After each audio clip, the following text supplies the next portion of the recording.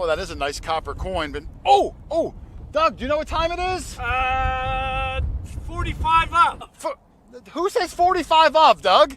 It's quarter after.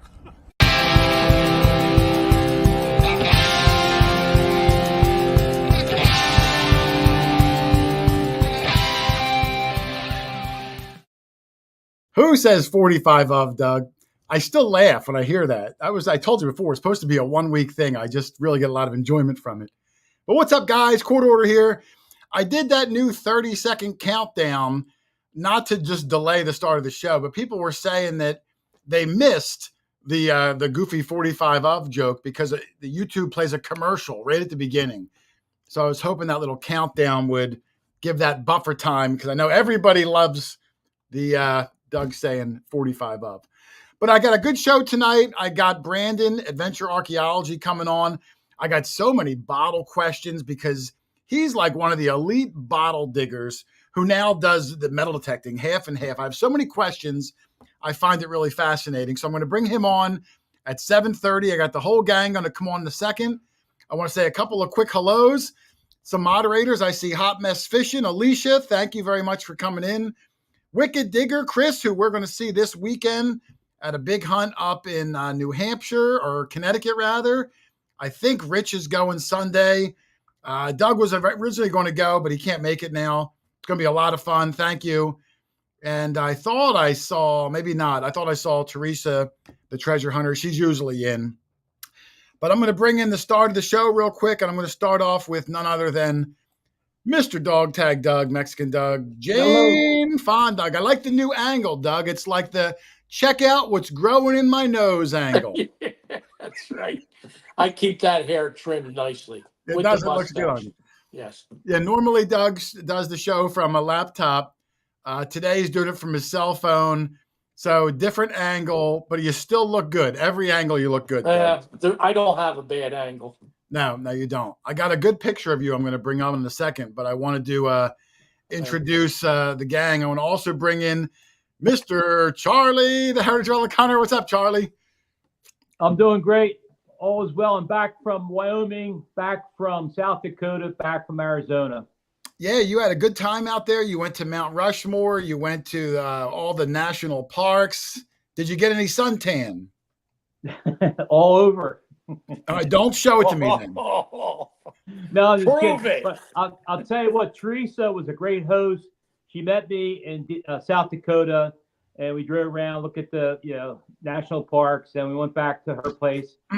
Actually, where she lives, there's a lot of fires going on there in the distance and stuff. Oh, yeah, it's so dry and hot. Yeah, it was the prairie was on fire there, and we detected a little bit. We did. That's good. I mean, I'm glad you had a good time. But listen, talking about hot and dry, let's bring in Rich Van Winkle. Where do you come up with this stuff? I don't know. I just like an awkward segue. Which one's hot? Which one's dry? There's nothing like an awkward segue to catch Rich off guard. He's always like, I don't even know what to say. I don't even know. No, there's no word. Hello, everybody. What's up, Rich? And Lindiana Jones. So, hey. So welcome, everybody. There's a good gang in here already. I think there's I can't tell, Rich. I saw 152, but it does move. I like to get the first 10 minutes or so to get everybody settled in. A couple of quick hellos. Amanda Collins, Dirty Paws Detecting, Nick Shalino, Big Wave Digging Life, Toledo Tad, Yeti Mountain Trading, Marty Vistal, Jersey Ray Diggs, Rachel is here, the Key Day Kid from Excalibur Shovels.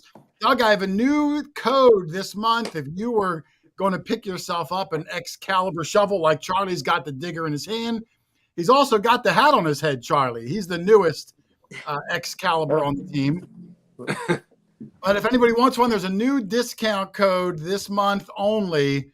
And Doug, do you know what he made the discount code for September? I can't imagine. Clad the Impaler. Oh, brother. That was your nickname from this week's episode. I saw that in the comments, yes. Yeah, so Clad the Impaler. I got the silver quarters, Doug got the Clad. So we earned yourself another new nickname. Well, you got that class ring, Doug. That was absolutely fantastic. So you got the find of the day, even though I had More fines. You beat me with quality. Oh, well. Carrie Pope is in there. Patrick Parker. History Seekers, my good friend Heath. Congratulations. I was reading the wrong one. But Heath, who is back on the circuit again, History Seekers. I mentioned last week his wife Kelly, or I'm not even sure they were married, but I consider her his wife. Super nice woman, battled hard with ALS. Heath is trying to get back on the horse, keep himself busy.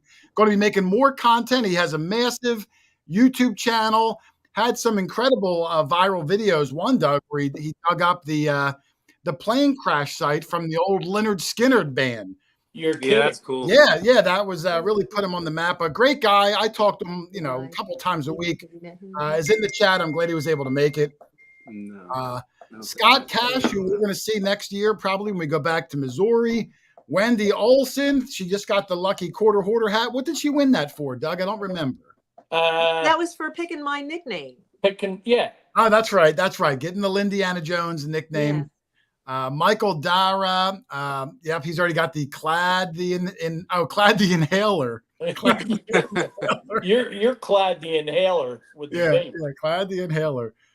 Dirt Fisher Matt. Is that our Matt, Doug? Smoky. Probably. Dirt Fisher Matt. I'm not sure if that's our Matt or not. Super release. Yeah.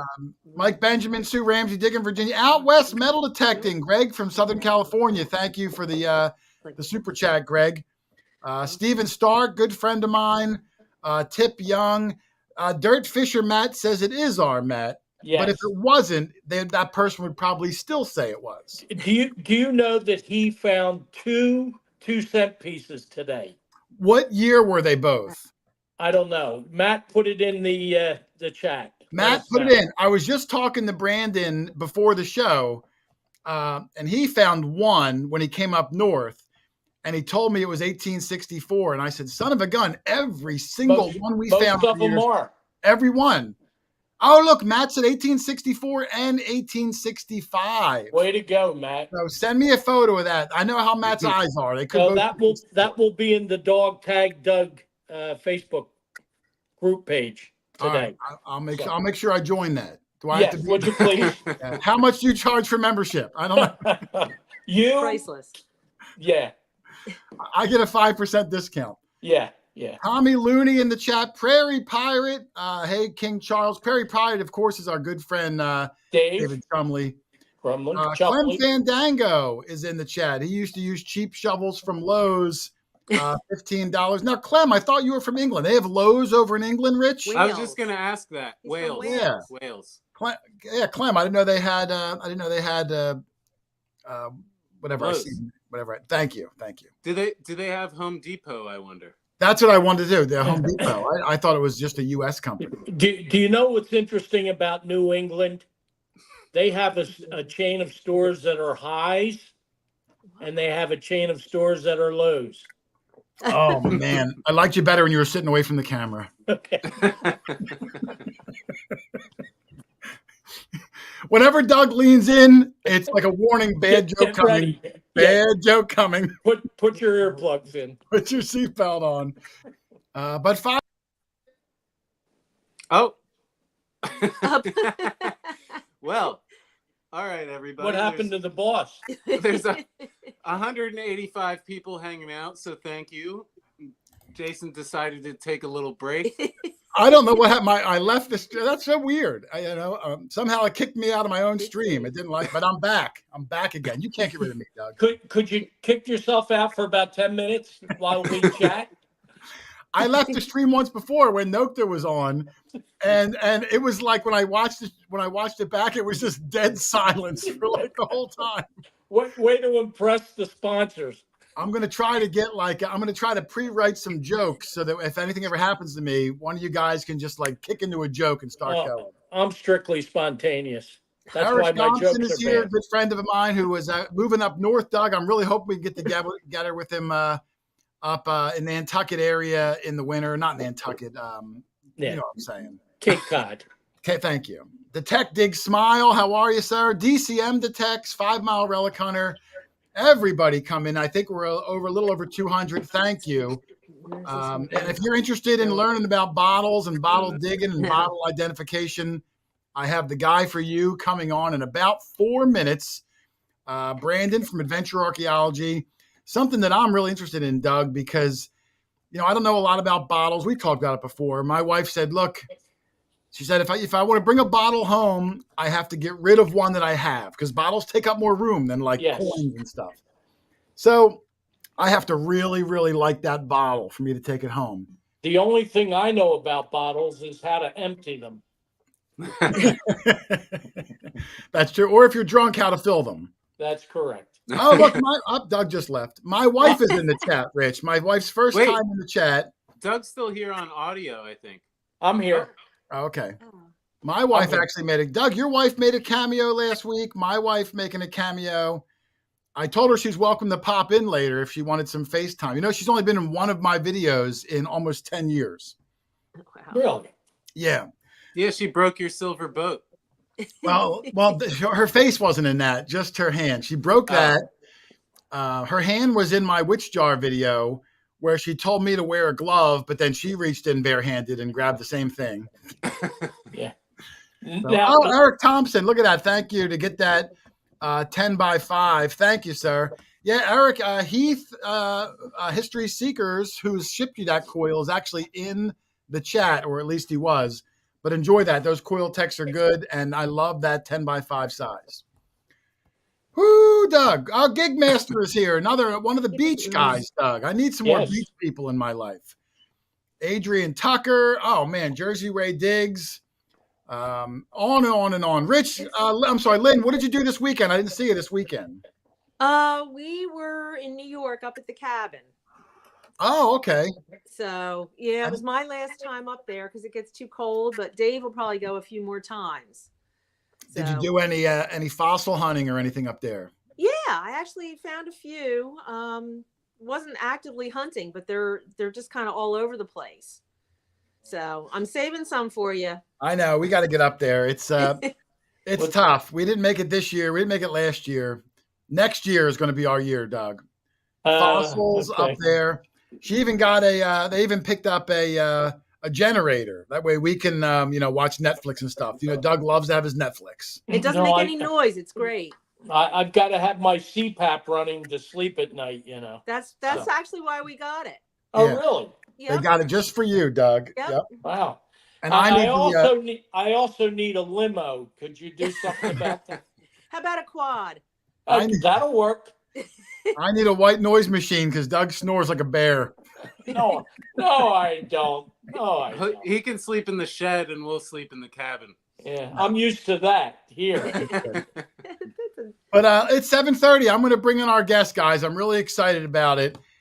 It's our first time that, even though he's a metal detectorist, I'm not trying to say he's not. But in my mind, he's one of like 2 or 3 of the biggest experts on old bottles, maybe on the platform. So I'm excited to learn about some bottles, how he goes about, filming those videos. Out in the water, he's diving, he's digging, he's a muddy mess, but he finds some incredible things. So let's bring him in, a good friend of mine, Brandon Nicholas from Adventure Archaeology. That's not him. There he is. Oh. I knew I was going to mess that up, Brandon. I knew I was going to mess it up. That's all right. I was still looking for Doug's Facebook group.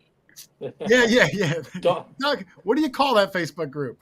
It's a Dog Tag Doug group page. All right, Dog Tag Doug group page, it's called. Just ask to join Brandon, and I'll get you in. I know somebody.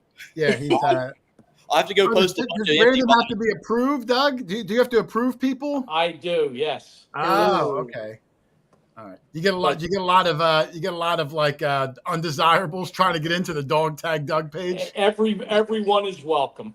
All right, everyone's welcome. Real quick before I start, Brandon, I did see another super chat. Toledo Tab. Thank you very much. I hate to miss out on any of that. But Brandon, welcome to our little shindig. I know it's like a real hot Charlie mess. falling over? Charlie's camera's falling down. The show is held together with bubble gum and toothpicks, Brandon. But I'm glad you made it. How you been, sir? How's the hot weather of Alabama treating you? It's absolutely miserable. I envy you guys in the Northeast every single week, and who knows, maybe one day we'll move up there. But I've literally just made a video yesterday complaining about how hot it is, how many bugs are out, and how many snakes are in our areas currently. And I kid you not when I tell you it is absolutely miserable down here. We've got about another month, and hopefully we'll see some weather below 90 degrees here.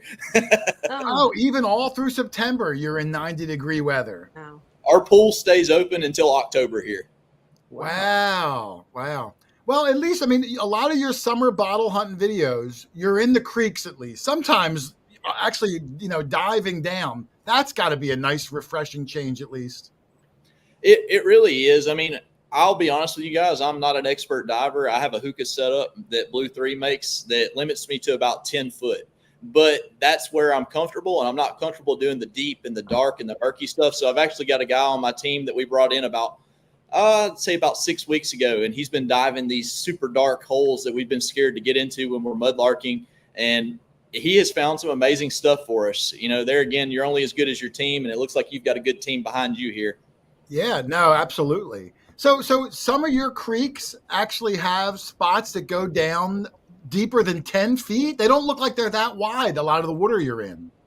Yeah, a lot of times they don't look like they're deep, but in the bends where the creek goes and kind of snakes around, that's going to always be your catch point. As bottles are around, obviously they roll with erosion, and our creeks will raise 5, 6, 7 foot after a good thunderstorm. So every time the water levels get that high, the bottles will wash. They get caught in what I call the elbow of the creeks, or the S kind of maneuvers that the creeks make. And in those areas, it gets extremely deep.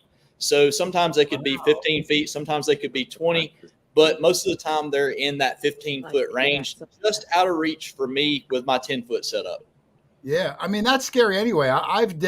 Even like I remember diving down in like the deep end of a pool, and you get down to like 10, 12 feet, like you feel the pressure on your ears, like, it's an uncomfortable situation. At least it was for me. So I could see 10 feet being about my max too.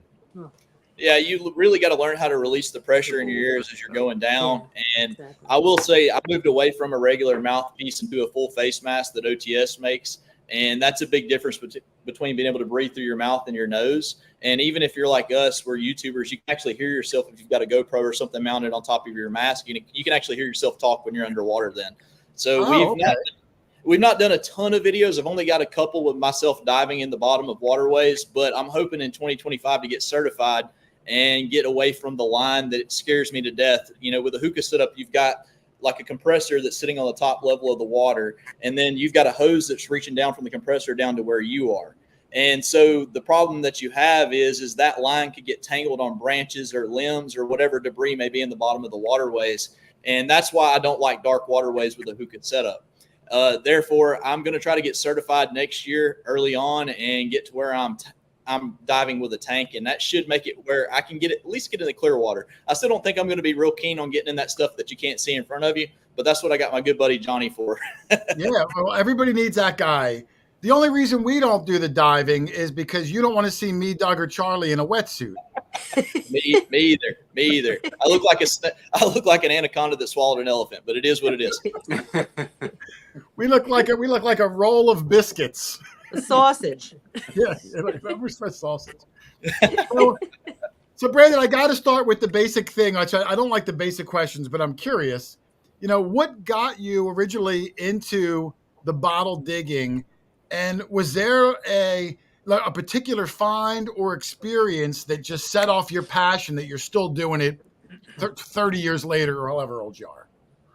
So truthfully, my dad is who got me into this. My dad's been doing this stuff since the late 1970s. My dad was a big deer hunter, and he was crossing through a pine thicket. He heard something make a squeak beneath his feet, and what it was pine straw rubbing on two 1880s whiskey bottles.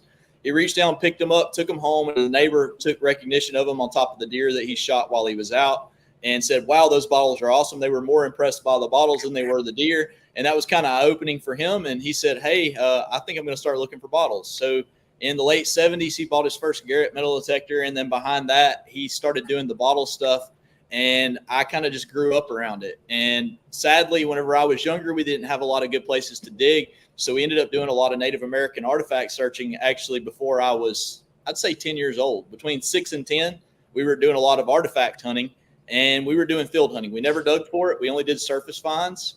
And eventually, though, everything went to plug and plant. And for those of you that don't know what that is, they no longer plow the fields in our area. They go through and they kind of just pick these.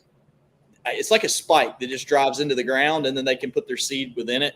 And I guess it's less invasive for the environment. I'm not sure, but it absolutely ruined the artifacts that we were looking for. And so for a little while, we went on a hiatus. We didn't do a whole lot. Obviously, I became a teenager. I was more interested in cars and girls than I was artifacts. But after I got married, that changed again. And my wife is actually who brought me back into it. My wife started watching some stuff that was on Nat Geo and History Channel. And she was like, wait a second, your dad has one of those metal detectors in a closet. And that kind of just started the path of us metal detecting and bottle digging once again.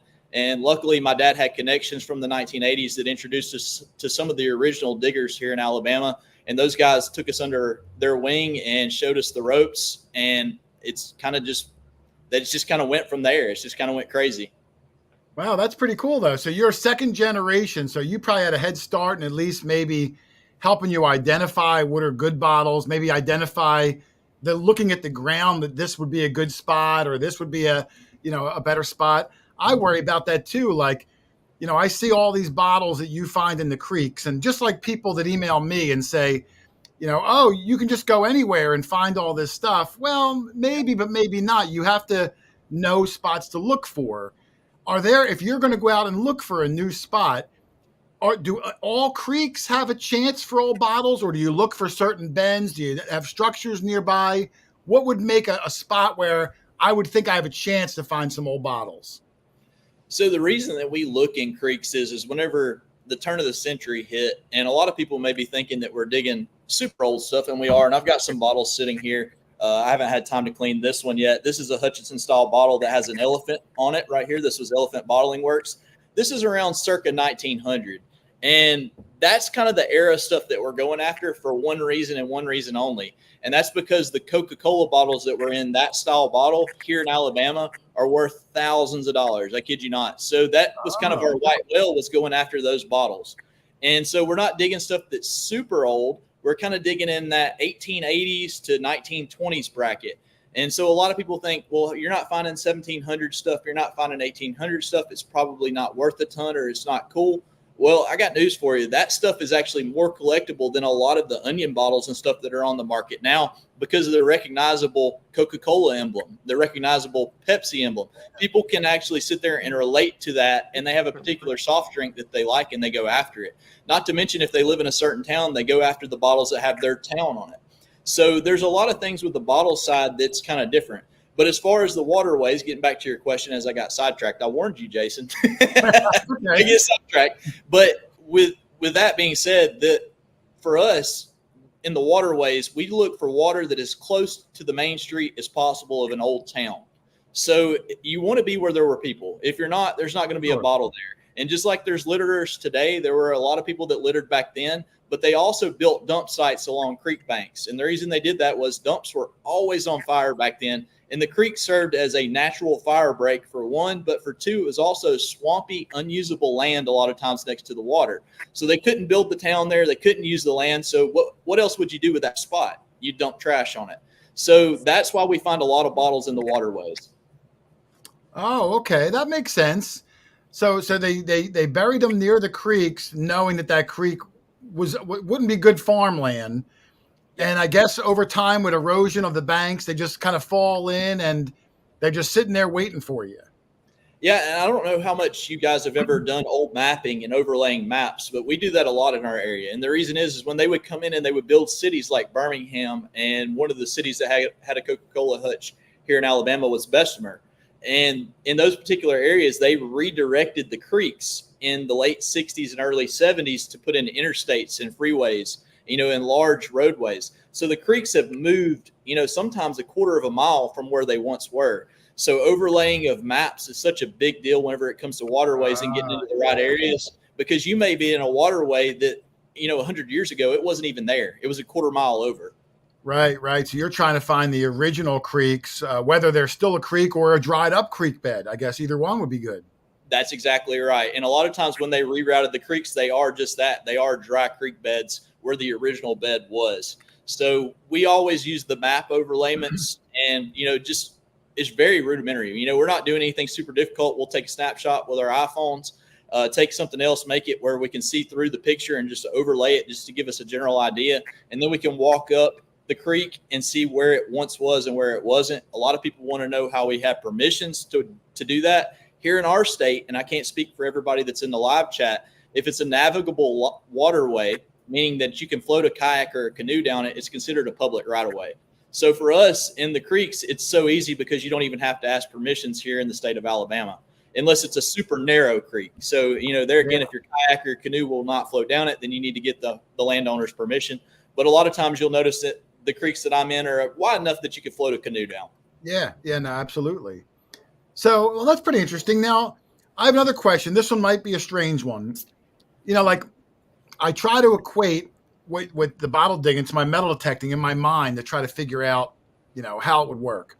So if we go to an old house, if Doug digs an old coin, well, that's Doug's coin. If Charlie digs an old coin, it's his. When you go digging for bottles, you often dig looks like a 5-foot deep pit that 3 human beings are sitting in. So if you all collectively dig that pit, how do you determine who takes each bottle home? Or do you have a gentleman's agreement? Is it just whoever's turn in the pit pulls it out, it's theirs? How do you work out those logistics when you have a team of guys all searching the same small little hole? Well, that's a great question, and that's something I actually get in my comments every week from my viewers is, how do you split everything up? And ultimately, basically, it's whoever pulls it keeps it. It's just luck of the draw of whoever gets it. But we do kind of have a gentleman's agreement if we were to hit a holy grail item, something that's several $1,000s or above, that if one of us don't want it and we can't buy the others out, their share, if you will, then we'll sell it on auction and split the money. Okay, that's fair. It's kind of one of those things where, bottle hunting isn't necessarily like relic hunting. If you sell a relic in the metal detecting world, you could be crucified for that. But in the bottle world, I talked with you a little bit earlier before the live stream about this. You can only have so much space. I mean, you can see the cabinet behind me. A lot of room. My wife only lets me have one shelf. Yeah, that's only one cabinet, and I've probably got about 4,000 bottles to my name. I had to build a whole separate building just to hold bottles. So you can imagine the room that it takes up, where if you've got coins, if you're a coin collector, obviously you can have it in a binder. You can flip the pages. You have a small case full. If you're collecting Civil War bullets, buttons, none of that takes up the room that bottles do. No, I agree. It's just kind of unrealistic to expect that you keep every single thing that you dig, because if I would have done that over the last 15 years, I wouldn't be married still. Oh, I hear you. And I never judged anybody that even sold their detecting finds. I mean, my attitude towards it was, a lot of people, when you bought your detector, that was the goal. I'm going to go find treasure and make some money. And if you dug up an old coin or an old button and you did sell it, who do you think is buying that, Brandon? Someone who's going to appreciate it a whole lot because they're spending their hard-earned money. So it's going to a good place. So I don't even fault anybody that does sell their items. I haven't sold mine only because I'm superstitious, but I don't fault anybody that sold it. Doug, I think you said you sold something before, didn't you, that you found like maybe in the 70s, a ring or something? All right, Doug, your sound's not working. No one can hear you. He's on mute. Yeah, you might be on mute. No one can hear you, Doug. How about now? Now we can hear you. Okay. I don't sell anything. I give things away. As a matter of fact, I just gave a token that I found about the Elks Club to a member of the Elks that thought it was really cool. So I said, well, keep it. Much like when I gave you that token that we found down 1,000 holes. It meant more to you than it does to me. Just finding it was cool. No, but I meant, like, I thought you had told me before that one time you did sell something. Maybe I'm thinking of somebody else. I thought you found something that you did sell. Because, like I said, there's nothing wrong with that. I mean, if you find something good, Brandon, bottle, coin, relic, eventually someone's going to sell it. Maybe your kids hock it for gas money. Yeah. Why not enjoy a little bit of the fruits of your labor? I don't judge anyone for selling things, especially an old bottle though that takes up. Look at all the room. There's probably only 50 in there, and you do this every day for 2 decades. You probably got thousands of them. It adds up super fast, guys. I kid you not. And the stuff that's in this cabinet right here, I kid you guys not, this is just Birmingham, Alabama stuff. So yeah, that's your favorite. It seems like when I was looking through old videos, like that's like you get super freaked out when I guess it's your hometown embossed on the bottle. Yeah. Well, I mean, and that's the thing is a lot of people will assume because I do bottle digging that I'm a bottle expert across the nation. And just that's what I think. Just for example, in Birmingham alone, there were over 200 bottles at the turn, 200 different bottlers at the turn of the century. So you can imagine each bottler had an aqua version, a clear version, different embossing. So each bottler would have had 6 or 7 different versions of that particular bottle. And at the end of the day, what happens is just to collect Birmingham, you're talking about 1,000 bottles. Wow, So, just from Birmingham. Yeah, just from Birmingham. So you can imagine cities like Atlanta, cities like New York, Philadelphia, any big city is going to have thousands of variants of bottles that are just within a 20-year bracket. And you cannot memorize all that stuff, or at least I can't. I don't have the capacity to. So I always tell people, I get messages every single day, and I had to put an automated message that pops up now on my Facebook actually that says, hey, we don't do bottle appraisals or anything like that, because I was getting literally 100 messages a day from people saying, hey, I found this bottle. What's it worth? What's this? What's that? And I sound like an idiot, but I have to go, well, hey, I don't know. I'm not from that town. Yeah. No, it's tricky. Like I said, they look at you, and I wanted to say, show me treasure for the super chat. Thank you. And yes, everyone smash. Everyone, please remember to smash everyone. It says, please remember to smash everyone. Smash the thumbs up, everybody. Oh, I only saw it said, please remember to smash everyone. Don't be a bully, show me treasure. Don't be a bully. No, but I know what you mean, Brandon. In my videos, I try to help people if they need a detector, and I put my email out every week. And sometimes I regret it when there's 300 emails and I can't get back to people, and I told them yes, that stinks. But, like you, my intentions are good, but sometimes you can't get to everybody. And for you to know every bottle ever made, coast to coast is an impossible task. Well, and we've got right around 1 million followers now. And a lot of people don't realize that. They see our YouTube and they go, okay, well, you got 83,000 subscribers or whatever. What they don't realize is that we got a 750,000 follower Facebook page. We got a big news break, Instagram, TikTok, all that stuff's kind of floating around in the background. And like you said, you cannot answer every message if you've got a family. And I've got an 8-year-old daughter and a wife. So, at the end of the day, if I were to answer any of the thousands of messages, you kind of get ran behind. And that's why live streams like this are so important, because we get a chance to actually talk with the audience and answer some of the questions that we get bombarded with every week. Yeah. No, you're not kidding. That is the beauty of this, to be able to at least kind of hang out with everybody, because it's tough. Years ago, I used to answer every comment, and I would really pride myself on that. And I can't do it anymore. And it's not because I don't like people. I certainly do. But I would never get a new video out. It would just be, emails and comments and all that. So if you do ever comment to me or Brandon or any other YouTuber, don't feel like they're blowing you off. Their intentions are good. It's just the difficult thing. But talking about the YouTube, Brandon, what made you take this hobby of your bottle digging and your metal detecting, and what made you start sharing that on a social media platform in video content?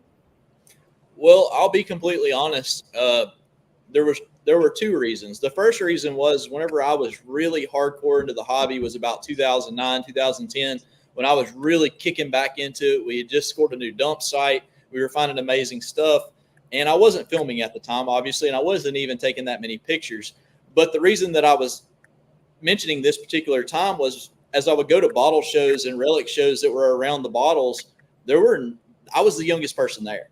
And I was like, man, this hobby is going to die if somebody doesn't do something about it. At the time, I didn't know that I may be that guy to help along, but I thought, man, this really stinks. I'm literally 50 years younger than everybody in this entire building. Wow. So in 2000, I guess it was 11, I actually went to a dig, and there was a group of guys there, and one of them filmed a video for YouTube at the time. You know, it was like he filmed with a potato because the pixelation and stuff was so bad back then. But at the end of the day, I thought, man, that was super cool that he made a video. And to this day, I go back and watch that video, even though I can't even make out the embossing on the bottles, and think about how cool it was to have that to look back on. But at the end of the day, ultimately, I just took what those guys did and copied it. And I said, you know, they're not making videos anymore. That guy only put out like 2 bottle digging videos. And I said, I could do that. You know I could do that. I'm doing it every week anyways. Why don't I just turn on my camera while I'm there? And so I started turning on my camera.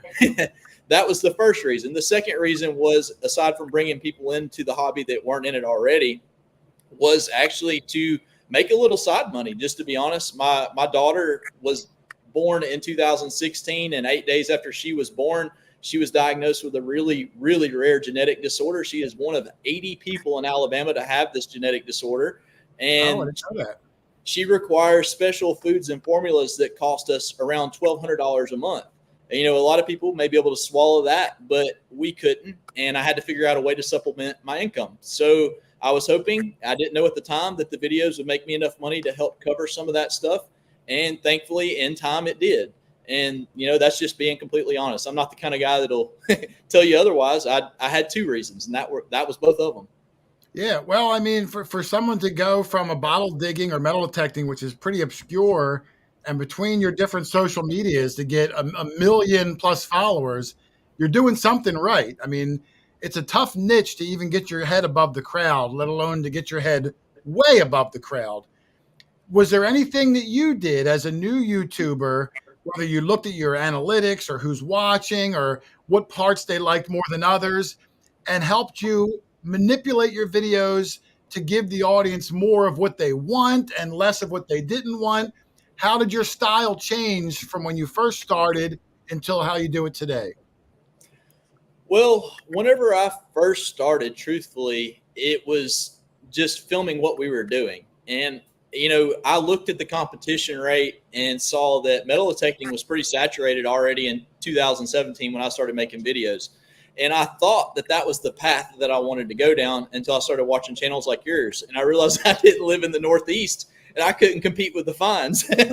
So I was like, well, dang, I can't find coppers every week. I can't find stuff that's pre-1900 very often, just to be truthful. Birmingham wasn't incorporated till the 1880s. And like I said, I live about 20 minutes south of Birmingham. So that's kind of my general hunt area. I was doing good to find mercury dimes and wheat pennies. So I said, you know what, maybe I ought to just film the bottle digging. So I filmed 2 metal detecting episodes and I released them on my channel in the beginning. My channel was originally called Southern Diggers because of us being in the South and we were digging. And I said, you know, this is great, but I didn't get any views. The mercury dimes weren't impressive in comparison to everybody else. And so I ended up deleting both of those videos out of the gate and made a video right behind it with my cell phone, not knowing how to edit, not knowing how to do anything. That was just a one take, me sitting literally in my lawnmower shed, telling people how to find bottle dumps. And lo and behold, there was nobody making videos about bottles that was explaining to their audience how to do it. And so my very first video on bottles did like 8,000 views. You know, it wasn't something that went viral or anything like that, but it was enough to go, holy cow, this is where it's at. When you're small, that's huge. Right. And so I was like, okay, this is where it's at. There's no competition. Let's run with it. And at the time, I had met a lot of the digging partners that are in my videos, and I had met Clayton at the time, and I had met a couple of other guys, and I said, hey, guys, if you don't mind, I'm going to film. And they said, go for it. And so we started filming, and it was almost instantaneous success. I mean, it was pretty ridiculous. There were only like 2 other bottle digging channels on YouTube at the time, and we were completely different than they were. And so that helped out tremendously, and slowly but surely, we started to figure out where we fit within the niche itself of treasure hunting, and it was all about old glass. And so eventually we started kind of separating away from the glass and going into some metal detecting, some exploring, some fossil hunting, and doing different things. But we always landed back on glass because that's what we were good at. And that's what helped us grow, was us doing something different than everybody else was doing and getting to where we were known for it. But at the same time, when we first started our channel, we were digging 15-foot holes to get to the bottles. So a lot of our thumbnails were us at the bottom of a 15-foot hole looking like we were about to die because of a collapse. And it just set us way apart from everybody else. I can't take credit for being super smart. All I can say is we were just different. Yeah, no, I mean, that's fascinating too. And you know what, even if there were 1,000 other bottle channels out there, if what you're saying is where each town had specific bottles to their town, there could be 1,000 channels, but each one would still have their own unique bottle finds that were, their regional pieces. So that's pretty exciting. I mean, I saw that first video this week when I was watching some of your old stuff again. Rich, you've never seen a transformation of beardless Brandon from his first video to now. It doesn't look like the same guy. It looks like a whole different guy. Well, when you watched a lot. Yeah. If you want to see Brandon with no beard, go sort his videos by the oldest and watch that first one where he explains how to do it. You look like a 14-year-old kid. Bro, it was rough. I'm not going to lie. Don't go watch that video. It's embarrassing. I thought about doing a reaction video to that video because it was so bad. Everyone's first video is bad. But that's part of the beauty of it. You get to see the journey. Well, and I want to give a shout out real quick. I saw Bill Hill in the comments from the Hoover Boys, and Bill has been a major supporter of our channel from the very beginning, watching our videos. And Bill, I just want to give you a shout out, man. I'm not going to lie. I watched the Hoover Boys before I started my channel. So without them, I don't know that I would have started it. So thanks, Bill, for saying kind words about me in the comments. Bill, how are you, sir? Yeah, when we have a guest on, I don't get to follow the chat as strong as I normally would like to. I try to glance over. I do see Ken King, Adventures in Dirt, popped over. Dangus Squat Burger, who is one of my favorite names of people that watch every week, Brandon. Crazy Diggin', so many of them. But Bill Hill, thank you. I was just talking to Prairie Pirate yesterday about Bill, and he was telling me how much of a bottle digger Bill is, I guess, if he still does it. I'm knowledgeable. It's nice when you find someone that you admire, that you can learn from, and then take that and run with it. Like this week, I was watching a bunch of your videos to try to just kind of get caught up. As a YouTuber, I fall behind watching my friends' stuff. And I thought it was amazing that you guys would be digging, whether it was you or your wife or one of your partners, and you'd see a little piece of the glass sticking out, and you seem to instantly know what that bottle was only from seeing a piece of it. I guess because they're regional, you're constantly digging the same 20 or 30 all the time and then hoping for a rare one in between. That's exactly right. And that's the thing that a lot of people, again, like you said, the regional situation is what makes you be able to identify the bottles. And then you have a lot of bottles. I've got stuff sitting here next to the computer to show you guys, like this one right here. I mean, super common. A lot of people find these Pond's extract. So you can see this. I could see the strap side on that, and I would be able to tell you that was a Pond's extract just because there were so many mass produced even back around the 1920s. So it's one of those things where just experience kind of tells. And like you with the 2-cent piece saying 90% of them are 1864, it's the same way with us with the bottles. You can just about guess what it is after you found so many of them. Yeah, no, I can imagine so. And I mean, as clean as that bottle was, you found that bottle, you just held up, that Pond's extract? Oh, I found it on a construction site. This is in the construction site video from a few weeks ago, and this has actually already been cleaned by me in a tumbler. So it was a lot worse. It looked more like this hutch right here beforehand, and then we clean it, and we do something. You know how you clean your clad with a tumbler? Yes. Well, it's kind of the same scenario with a bottle, except for you have a mixture of small copper shavings and different oxide grits, and your bottle's got to stay centered and run at a very low RPM. And you can take a bottle that looks like the one that I just showed you, and you can turn it into something that looks like that. It's super clear. Wow. You can make it look brand new. How long does that process take? Because when I've cleaned the glass bottles I brought home, I'll get the dirt and the stains out, but the glass still looks cloudy. Yes. And I'm not sure how to do it. But from doing it so long, how long do you have to leave that on the tumbler so it looks like so clear and see-through? Well, when you become a digger like me and you're digging every single week, you've got so many bottles waiting to be cleaned. You have different tumbler setups. So some people will clean them, some people don't. It's not like the patina on metal detecting finds. A lot of people say, well, you're cleaning the patina off, that's going to affect the value. It absolutely does not. As a matter of fact, it may help it for the clarity of the bottle and being able to see the embossing better. But for a bottle like that, I have a tumbler set up where I can run 5 bottles at a time. So I've got 5 tubes running in a row with 5 bottles at a time. My tumbler has not shut off for over 3 years, guys. It's run 24/7, 3 years straight because we just find so much stuff to clean them. It takes about 5 days per bottle to clean it. 5 days? 24/7 for 5 days. Now that bottle wasn't even round. Most bottles are round and they'll tumble easy. That one being rectangular, do they ever smash or break on the tumbler? So that's where your RPM of how fast your tube is spinning kind of comes into play. So if you're spinning too fast, imagine a paddle wheel on the back of a riverboat. What will happen is a flat bottle like that one or a flask will paddle wheel the copper, and it starts to apply pressure to one side of the bottle, and then you risk fracturing, cracking, or breaking the bottle. So the RPMs are incredibly low. You're only running about 40 RPMs. So, 40 rotations per minute. That allows the copper, instead of paddle wheeling, to fall over the edges of the bottle and continue to clean it.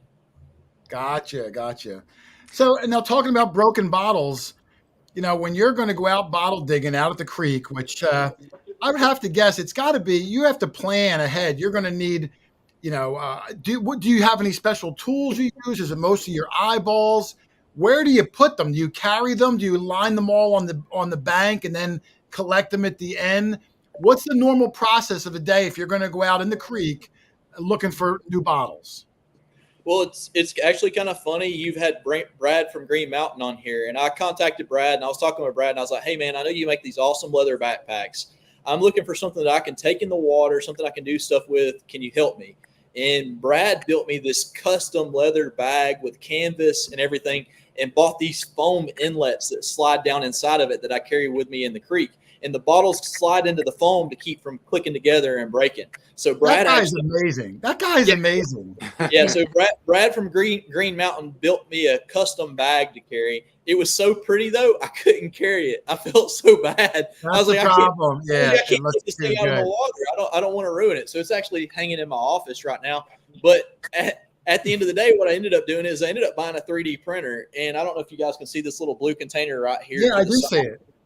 I've actually just got a cheap backpack now, and I've got a small bottle carrier, and I 3D print these carriers, and they just slide directly into my backpack. It'll hold 6 bottles at a time, and it won't allow them to clank together. And so that's actually how I keep them from breaking. Before that, though, it was very elementary. I would take the mismatched socks that we all get in our laundry, and I would keep old socks in my backpack, and I would slide the bottles into. Oh, good thinking. Yeah.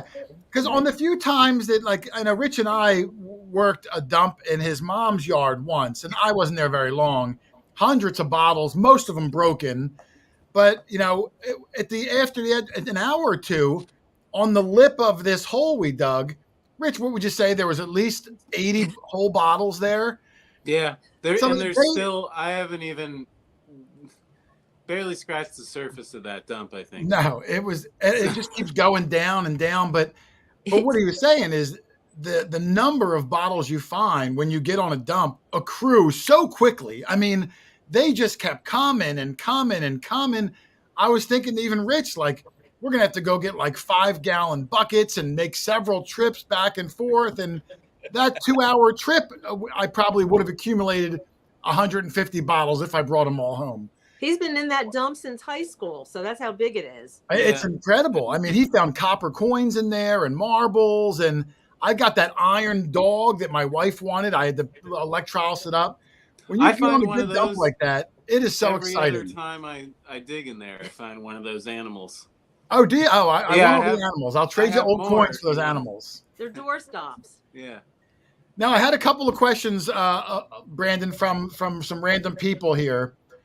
One of them, I don't even know what this is. Maybe you will. They asked if Brandon ever found a Coca-Cola bottle. Now, did the guy spell it wrong, or is that a thing? No, that's a thing. So the Coca-Colas were big down here in the Southeast, but they were not very big in Alabama. So if I find them, I always find them broken. Most of them were from Atlanta and Georgia, the ones that I find. So I don't find whole ones, not in our area anyways. And we have started digging outside of the state. Like I was talking with you a little bit earlier, what happens is when you're a YouTuber and you're out filming every single day, you kind of hit all the areas that are close to you in the beginning, especially if you're like me. I still work a full-time job. And so I've got to fit in my treasure hunting expeditions and YouTube stuff around my full-time job. So I was hitting all the areas that were close to home, and I've slowly been spiraling out, and now I'm all the way in Georgia. Now, how far is Georgia from where you live? About 2 hours. So a lot of our sites now we're driving an hour, 2 hours to get to, and eventually it'll be further than that. But like you said, with a good dump site comes a big area. We do still have dumps that are in our area, but to provide I guess you would say, variety for the audience and for YouTube, we have to go to different dumps to get different bottles. You mix it up. Yeah, when we go to certain areas, we know what we're going to find. Like we had one area that was producing the elephant bottles, and then we had one area that was producing only what we call Coca-Colas, and they say Coca-Cola on the side. It was Pioneer Bottling Works, circa 1916 bottle. It was a common bottle, but people love seeing me find them. The problem is I found like 100 of them in the last few years. So it was time to find something different. Got to go to a new area. It's like me finding these flying eagles. I just find them so often. I'm just throwing them in the trash now. I'm just throwing them in the trash. Rich, what was that when we were at that event in Pennsylvania and those guys opened up a bottle pit in the middle of the field? James Anuska, I think it was. Yeah. During that Copper bottle poppers. pit, he pulled out a bottle. I forget what it was. And within 2 minutes, right there, he sold it to a guy for like $800. Do you remember what that bottle was? The pine tree. Pine tree. No. whiskey bottle? That pine There's tree actually is his two of bucket lister. You got two of them, Charlie? There's 2 of them that were found. Yes. He sold it right then and there. We were standing there. He pulled it out. He looked at it. Guy offered him like $800, and it was sold. I couldn't believe it. I was like, I got to remember that bottle. It was a big old square bitters. I forget what was on it, but it was real thin, like super early bitters. What's that one say, Brandon? That's Coca-Cola. That's what I was just telling you about. I forgot I had that. Now, is that a valuable bottle? If it was whole, it would be worth about $20. And this is where things get crazy is we actually take these, and that's why I keep the broken ones, and we cut them. And once we cut them, we polish them and we tumble them and we turn them into whiskey glasses. So the ones I had a question coming up for you. Someone had asked, I got to look for it. That they said, I guess they were saying that you take these broken bottles and turn them into something like that. You make them right on your tumbler, I'm guessing? Well, this is a different, I've actually got a guy in Florida that helps me do these. I do some myself, others he does, and it depends on the clarity. So if I've got one that's super clear, I send them to Florida and he can send them back. They look like this whenever I get them. If they're dirty and they got to be tumbled, I'll cut them myself and tumble them within my shop. So we do have 2 fronts going. The problem is that I created such a demand through my Facebook page with 1 million followers. I can't keep inventory. So my inventory flies off the shelf faster than I can make them. And I can't find enough broke bottles. I know that sounds crazy. And that was one of the weird things about my channel is a lot of people get on there and they're like, man, he's not finding whole bottles all the time. My audience is excited when I find broken stuff. And I am too, because we're still saving a piece of history, even if it does have some damage. And we're just upcycling it into something people can use again. It lives a new life and somebody can enjoy it. That's really cool. I mean, Lynn, when we find broken pieces of redware pottery, which is like old colonial pottery, Lynn makes necklaces out of them. Like Lynn, you don't have one on at the moment, do you? No. Go grab one, Lynn, and I'll show them because I just had someone email me. Do you have any done? They're out in the barn. They're outside. They're in the barn. Yeah. Well, Lynn does that. Doug, what can we find that we can make and sell to people? What do we find, Doug? Full tabs. Well, first of all, you have to be talented to make something. Oh, yeah, I forgot about that. And that eliminates our whole group, other than maybe Rich and Lynn. I got to find the question because go ahead. You keep talking. I'm looking for the question. Someone asked about that. Brandon, how do you cut the bottles? Do you use heat or do you have a glass cutter of some sort? So heat is your worst nightmare. Heat and cold temperature differences will crack old bottles. So what they'll do is they'll find the weakest points and they'll crack them. So to cut, I'll tell you how to cut them, but I'll tell you offline how I finish the top because I don't want to give away my business. But to cut them, I actually bought a diamond towel saw, and so you can cut them with a diamond towel saw because of the way that it's set up. You got to have liquid hitting it at all times. You got to have water in it. But you're going to need a saw that actually comes in and out and not one that just chops down. And so that's an investment in itself buying that. But finishing the lip, there's a definite trick to that. I won't mind sharing that with you offline. But there again, I've got a pretty good business going. I don't want to give it away. Yeah, how do you probably get more excited for a broken bottle than you do a whole one because you're going to turn it into a piece of art, really. Well, and that's one of the things I'll say is that basically that bottle I showed you guys that was broken a second ago is worth about $25 if this thing was whole. So if this thing was complete, it's worth $25. If it's broken, obviously I've got about an hour of time invested and cutting this thing and rounding the edges, and then it's got to run in a tumbler for 5 days. So I got to recoup that money somehow. These sell for about $40 a piece. So I'll make more money on this bottle broken than if it was whole. Yeah, and I know that's cool. And you're still cleaning the creeks up. You're still cleaning the trash out. We've actually removed this year from the water, just in 2024, over 1,000 pounds of broken glass so far. Wow, that's amazing. I know now, those. Do you make anything else out of them besides just like drinking or shot glasses? Like, have you tried experimenting with? I don't even know what else. What else do you make out of glass, Charlie? Well, Judy makes. She gets that sea glass and makes things out like a puzzle, like on a board or whatever. Can you make a dog tag Doug puzzle out of a broken piece of glass? Probably so. We only need 2 pieces. Doug's not real smart. Just a 2-piece puzzle. Yeah. I've actually seen some amazing stuff that people have done, being able to make like stained glass windows out of broken glass. I saw somebody take a bunch of cobalt and make a blue whale out of it. And it was one of the most amazing things I've ever seen. We don't do that, but my wife does make jewelry out of it. So we do have a high-speed Dremel with diamond drill bits. She makes earrings. She makes bracelets. She makes necklaces as well. She likes, instead of making it out of glass, though, we like taking the old pottery. It's a little bit softer. It doesn't eat the drill bits up as much. That's what Lynn does. We'll take the blue plate pieces and stuff like that, or the jadeite. And obviously, if you find it, it's not very uniform. So what we'll do is we'll take, and we have something I've actually got in a box over there called tile nippers. And you can nip the glass into a shape, but it's still sharp. And then I'll put it into my tumbler with sand and artificially turn it back around, so you have like a fake sea glass out of stuff that we found into the creek. So it's still an authentic find, but we do manipulate the shapes of it to be able to make it where it's usable for jewelry. And my wife sells out of those earrings just as fast as I do the whiskey glasses usually. See, I solder around the pieces that are irregular. They're all irregular, and then I solder around the edges of them so that I can solder a loop on there. See, you're a little more skilled than we are. Lynn does good. I mean, Lynn gets those broken pieces, and she'll make 40 or 50 necklaces, and they sell out in what, like an hour, Lynn? I mean, people love original things like that. I know those diamond saw blades are expensive. So how many bottles do you get through with one blade? Well, I have done around 150 on the blade that I've got on there now, and it's still, and it's still good to go. So I mean, honestly, you can buy the blades at Harbor Freight, and they're not as bad over there, and they'll work just as good. It's more about having a really good steady hand as you go through the bottle. So if you've got a bottle like this and you're kind of pushing it through, your most critical point is where the saw blade touches and then where it exits the bottle. Usually the back where it exits is where you're going to have a problem. And then that's where you got to finish that lip off of that really bad saw cut. And that's where the skill comes in, guys. Cutting them is easy. Finishing the lip and making it look like it was made like that from the factory, that's what takes a lot of work. Yeah, and that's the part that's touching people's face. So you don't want to have sharp edges. You got to make that nice. They're dishwasher safe, I'm assuming, right? It's glass. Yeah, I try to tell people not to put them in the dishwasher if they can, just because of how hot they get.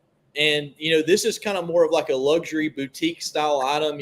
I have a lot of people send me pictures of them drinking beer or whiskey out of it, and that's great. I don't have a problem with that, but I do get nervous just with them dropping ice cubes in there. So I tell them if they're going to use it, drink their whiskey neat. Oh, okay. Yeah, I guess they are pretty fragile, and some 100 years old or so. I think that's amazing. Repurpose something like that. I saw Bill had a question. He was asking about 3D printed parts for the holders and whether I was going to sell these. Eventually, we are going to market these. We haven't done it yet to slide into the bottom of the backpacks. We have been working on some stuff with a 3D printer we're going to be designing our own tumbler. And so we're going to be making bottle cleaners. The bottles that I showed you that were clean a second ago is actually running on our tumbler setup. So that's something that'll launch. I don't know when. A lot of people have questioned when we're going to launch our tumbler stuff. We've already got the oxide grits available on eBay, but as far as the parts that go into the tumbler, like this one that I just showed you that is referred to as a stopple, this stuff should be ready hopefully this year before Christmas. That's my goal, is to launch this stuff. So I'm pretty excited. We've got a website in design. We've got all kinds of stuff going on. There again, with a full-time job, I'm just trying to pick and choose as I get this stuff ready. Yeah. Did you have to invent part of that process yourself, or did you take what guys were already doing and just make it into a easy to assemble machine? Well, people have been tumbling bottles since before I was born. So I can't claim, to be the founder of that. But what I will say is there's been a guy that's been designing this stuff for many years, and his company name was Jar Doctor. And sadly, Wayne Lowry was his name. He died. He lost his battle with cancer about 2 months ago, and he had a monopoly on this entire business. And so I decided I didn't want to attack it while he was alive, because obviously he was battling cancer. He had all kinds of stuff. But now that he's passed away, I've decided, okay, now's the time to fill the market where there's a hole. So we're going to be heading in pretty hardcore, pretty fast into getting this stuff ready, because right now there's nobody on the planet making this stuff other than them. And with him being passed away, sadly, there's just not a ton of stuff getting produced and out the door for Jar Doctor. So I'm hoping that I can fill the slots and help some of the people in the hobby. And our stuff's going to be a lot cheaper because of it being 3D printed. Do you have a name for it yet? Well, right now, the oxide grits we're calling Digger's Dust. And as for the tubes, we're going to call them Eco Tubes, because they're going to be economical. They're going to be cheap. They're going to be something that people can afford. What our goal is going to be is to sell these pieces that you're looking at, and it's going to be up to you to buy your PVC pipe to be able to glue these pieces in place and for the assembly. So I'm hoping to be able to market these things for about half the price as the competitor, and that should make it where they move off the shelf pretty quickly. That's actually what this shop that I'm sitting in right now is to be able to house that stuff whenever we get up and off the ground, hopefully. Oh, that's really exciting, man. It's cool that you can turn this into, and I mean, you're promoting the bottles. Anybody that watches your channel, and you get a lot of people watching, must be into it somewhat. Everybody likes this kind of treasure hunting that we do. I call it backyard treasure hunting, where you can go pretty much anywhere in your own area and kind of have fun, whether you're metal detecting or bottle hunting. And when you get this stuff home, whether it's coins, buttons, bottles, people want to clean them. They want them to try to look as best they can. It's scary advice when I try to tell people how to clean a coin or a button. I try not to give it. But with glass, at least like you said, without the patina, it's just a matter of carefully cleaning it without breaking it, or I guess putting heat on it. And if you can help them do that, I think that's going to be really successful.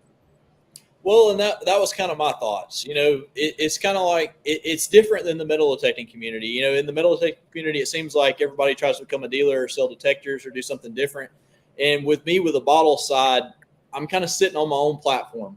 And so I decided that if I'm going to try to turn this into becoming a full-time creator, which is ultimately my goal, is to be able to quit my job and do this stuff full-time, then I'm going to need a product to sell. And the whiskey glasses are a nice supplement, but there again, I'm still at bay of if I find broken bottles to fill those orders. So therefore, I needed a product that I could assemble and make myself. Luckily, my background is a CNC machinist with programming. And so I was a programmer for many years. I've been in the business of prototyping and stuff basically the last 20 years. So thankfully, 3D modeling and all that kind of stuff comes in handy for what I'm about to do. And we've got the vast majority of the prototyping done.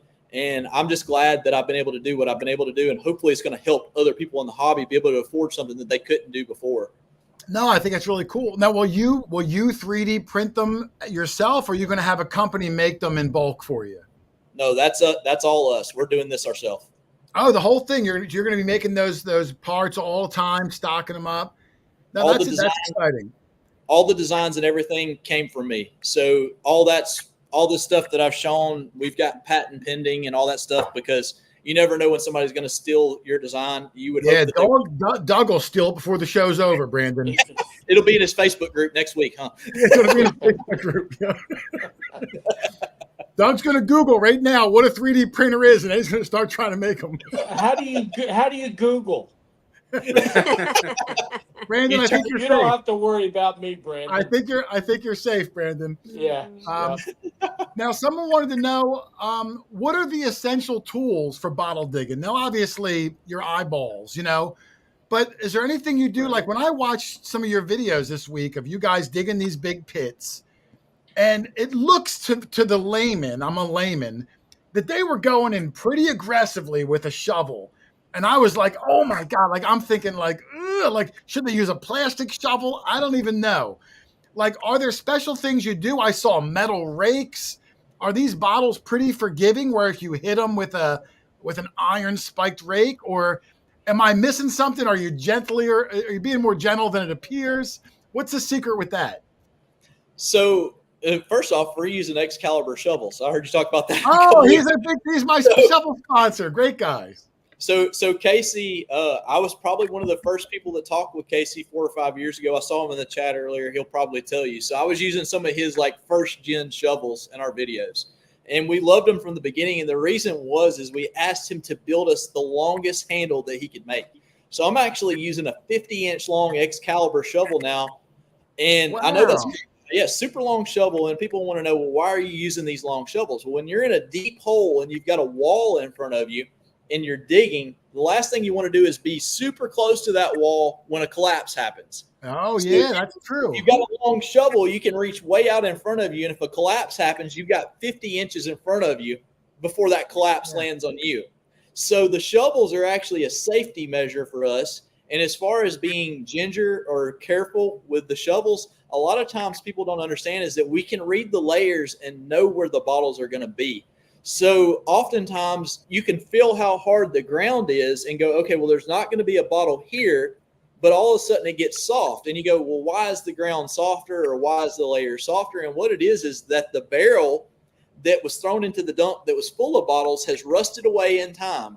And it left a cavity in the ground, whether it's 5 foot deep, 10 foot deep, 15 foot deep, it doesn't matter. That barrel has rusted away, left a cavity in the ground, and the ground is much softer around the contents of whatever trash was in that barrel. Oh. So we can feel our shovel go soft, and we go, okay, there's about to be bottles, and we know that we're inside of a barrel at that point, and that's where the goods come from. I got you. So the bottles weren't thrown loose into the hole. They were in a barrel, and the barrel was thrown in. Well, it depends upon the household, but we've noticed in our area, a lot of it was thrown away in barrels. A lot of it was. Okay. And I guess the wood rots away, becomes fertilizer. That makes some of the dirt and the worms are eating, and that's your soft spot. Maybe even a little bit of fecal matter or whatever they put in there. I don't know what there's a bottle digging term for that, isn't there? They call it like something. Well, it's poop. PG. It's poop, Jason. Poop. Okay. But no, in all seriousness, we don't dig a ton of privies. So a lot of people often confuse what we're doing digging in privies. We're digging old dump sites. And, again, after 100 years, I always tell people, what does your dog do? He goes out in his yard, he does his business. A few days later, their business is white. A few days later, it's gone. Yeah. Well, it's the same thing. 100 years later, none of that stuff's there anymore. The stuff that we're worried about is asbestos, because that is something that is very real. Yeah, you're right. And anything back then that would not have been controlled by the EPA or whatever governs what we deal with today. So asbestos is a real concern. And should we wear masks? Absolutely, we should. I didn't wear one during COVID. Y'all are going to crucify me. I can't wear one when I'm digging. I'll tell you that. 100-degree weather in Alabama, humidity, and then wear a mask. I just can't do it. I guess if something's going to kill you, I guess for me, it's probably going to be a dump. I didn't even think about that maybe finding old asbestos could be a danger. Wow, that didn't even cross my mind. I've had a couple dumps that almost killed me. You've made a couple that almost killed you. Now, Brandon, be honest here now with me. Have you ever accidentally broken a bottle trying to dig one out of the side of one of those pits? Sure. So that's a tough question. The answer is yes, but believe it or not, and I alluded to another question I'll go back to here in just a second, but believe it or not, I've not broken a rare bottle. Every bottle that I've ever broken in 15 years has been a common bottle. And it's absolutely crazy, but it is what it is. The worst time that we ever had breaking good bottles was when we were digging with an excavator. And a lot of people will go, well, you're digging with an excavator. What do you expect? Well, when you're dealing with a property owner that is about to build something on the land and they say, hey, you can use an excavator, by God, you use an excavator. So that's exactly what we did. So we dug giant holes and we crushed an amazing whiskey jug that was stenciled with an excavator. And I, to this day, dream about it. It's a nightmare. Yeah. But again, we saved hundreds of bottles, countless whiskey bottles with that excavator and only crushed one. So at the end of the day, we still saved something that in our lifetime would have never been seen again because something was built upon the site. Yeah. No, I mean, hey, listen, for like you said, for 1,000 to 1 or less ratio, that's still pretty good. I know you said you saw the question. I missed it, but I wanted to ask real quick. Did you ever find a bottle that maybe had contents, not liquid, but like something that they put in there and maybe purposely buried? That is a great question. And as a matter of fact, we've dug one bottle that still had the contents in it, which was a 1915 Coca-Cola bottle, and the lid was still intact on it. We flipped it open, and it was the worst smelling stuff you've ever smelled after 110 years. Oh, it was the actual Coca-Cola. Yeah, it still had the Coca-Cola in it. That was one. But the second thing is we found a silver whistle inside of a beer bottle in Selma, Alabama. For those of you that don't know, Selma was a big Civil War town. We have a dump site down there that we dig occasionally. And this particular beer bottle that we dug was from the 1890s. One of the guys on my crew, Tristan, dug it, and he was shaking it around, and he's like, you're trying to clean the bottles up, look at them as you find them. And because obviously we're rotating people through the hole, you've got time outside of the hole to rest, take a break, look at the bottle that you just dug. And he was like, man, this thing's got some dirt in it, something. And he went to dump it out, and he was just kind of pounding it on his palm, and literally a silver whistle fell out. Like sterling silver, you mean? Yeah, sterling silver whistle. I mean, it was one of the coolest things we've ever seen. I know a lot of people probably thought that was planted. I promise on the Bible that was a real find, guys. I mean, it was just super cool that was inside. I didn't even know they would make a sterling silver whistle. Yeah. That's kind of a strange thing. Yeah, super cool find, but that is the only thing we've ever found inside of a bottle that we know for a fact was placed there by somebody. Yeah, I mean, when we do find bottles, and we don't find them like you do, but we might find like a Pond's cold cream with the lid or something. I always do like the slow open, because you hear stories, the old timers maybe buried, a little stack of gold coins or grandma's ring, or if they did, they shouldn't bury them around here. Cause have we ever found something, Doug? No. I don't think so. We might've found a little bit of the Pond's cream in there. Oh, I wonder if that Coca-Cola would have been worth something, that you had the original recipe and you opened it and dumped it. Honestly, no. I mean, contents of a bottle, a lot of people will get bottles and be like, it's still sealed, it's worth more. No, it's not. It's not. No? That has nothing. No, that doesn't affect value at all. So whether your bottle original Coke, like back then, didn't Coca-Cola like actually have cocaine in the recipe? So they had cocaine in the original before bottles. Then.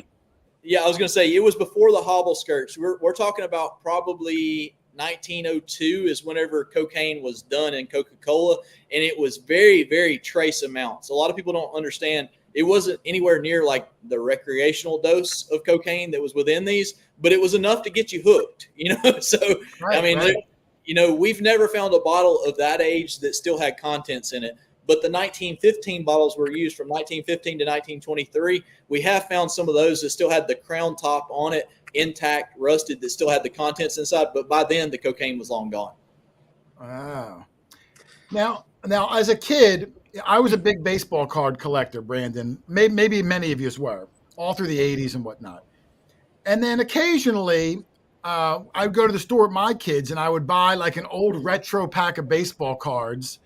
And I would eat the gum because I don't know why. I would just do it. Have you or any of your team ever found an old bottle and dared try whatever water was inside or liquid was inside? That we have not. I will say this though: as soon as the whistle fell out of the bottle, my buddy blew it to make sure that it worked. Really? Well, if it was airtight, I would think that would work. So that's pretty cool. But Brandon, yes, sir. Oh, I was going to ask you, in metal detecting, pretty frequently we find things that, we try to look it up online. We try to do an image search. We try to find it and we can't. Have you ever, or how often have you found a bottle that you just, you can't find anywhere in existence?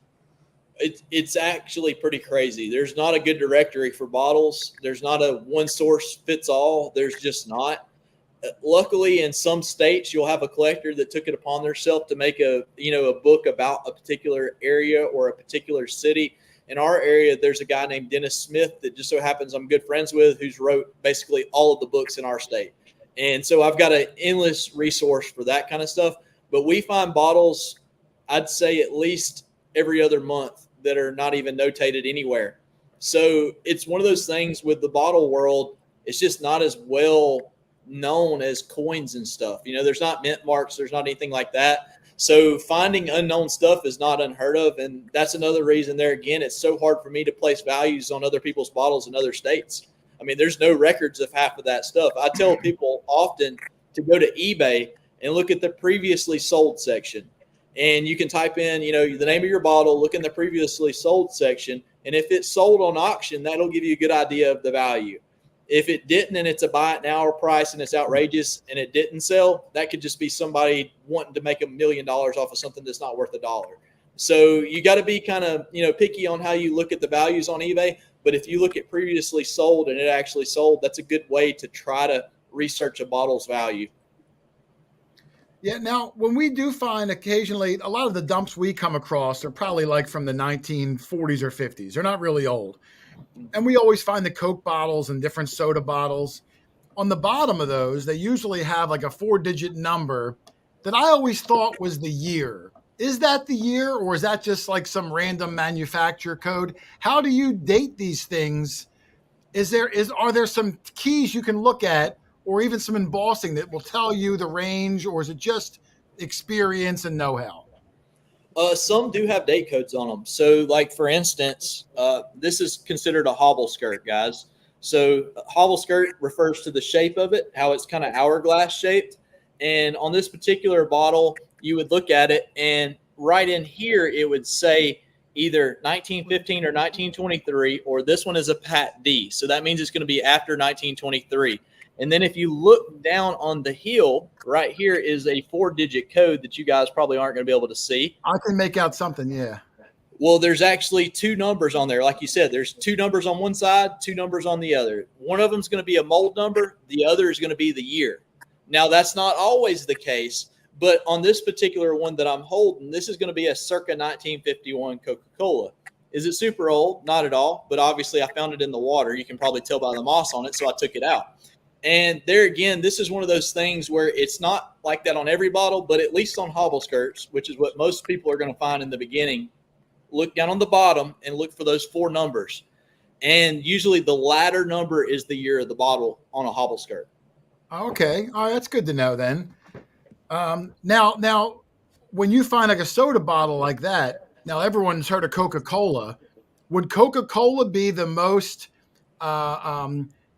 in-demand bottle, or would it be like some weird off-brand that they probably didn't make as many, even though no one heard of it? Are the big names better, or are the small, obscure names better if I had to have a wish list for bottles?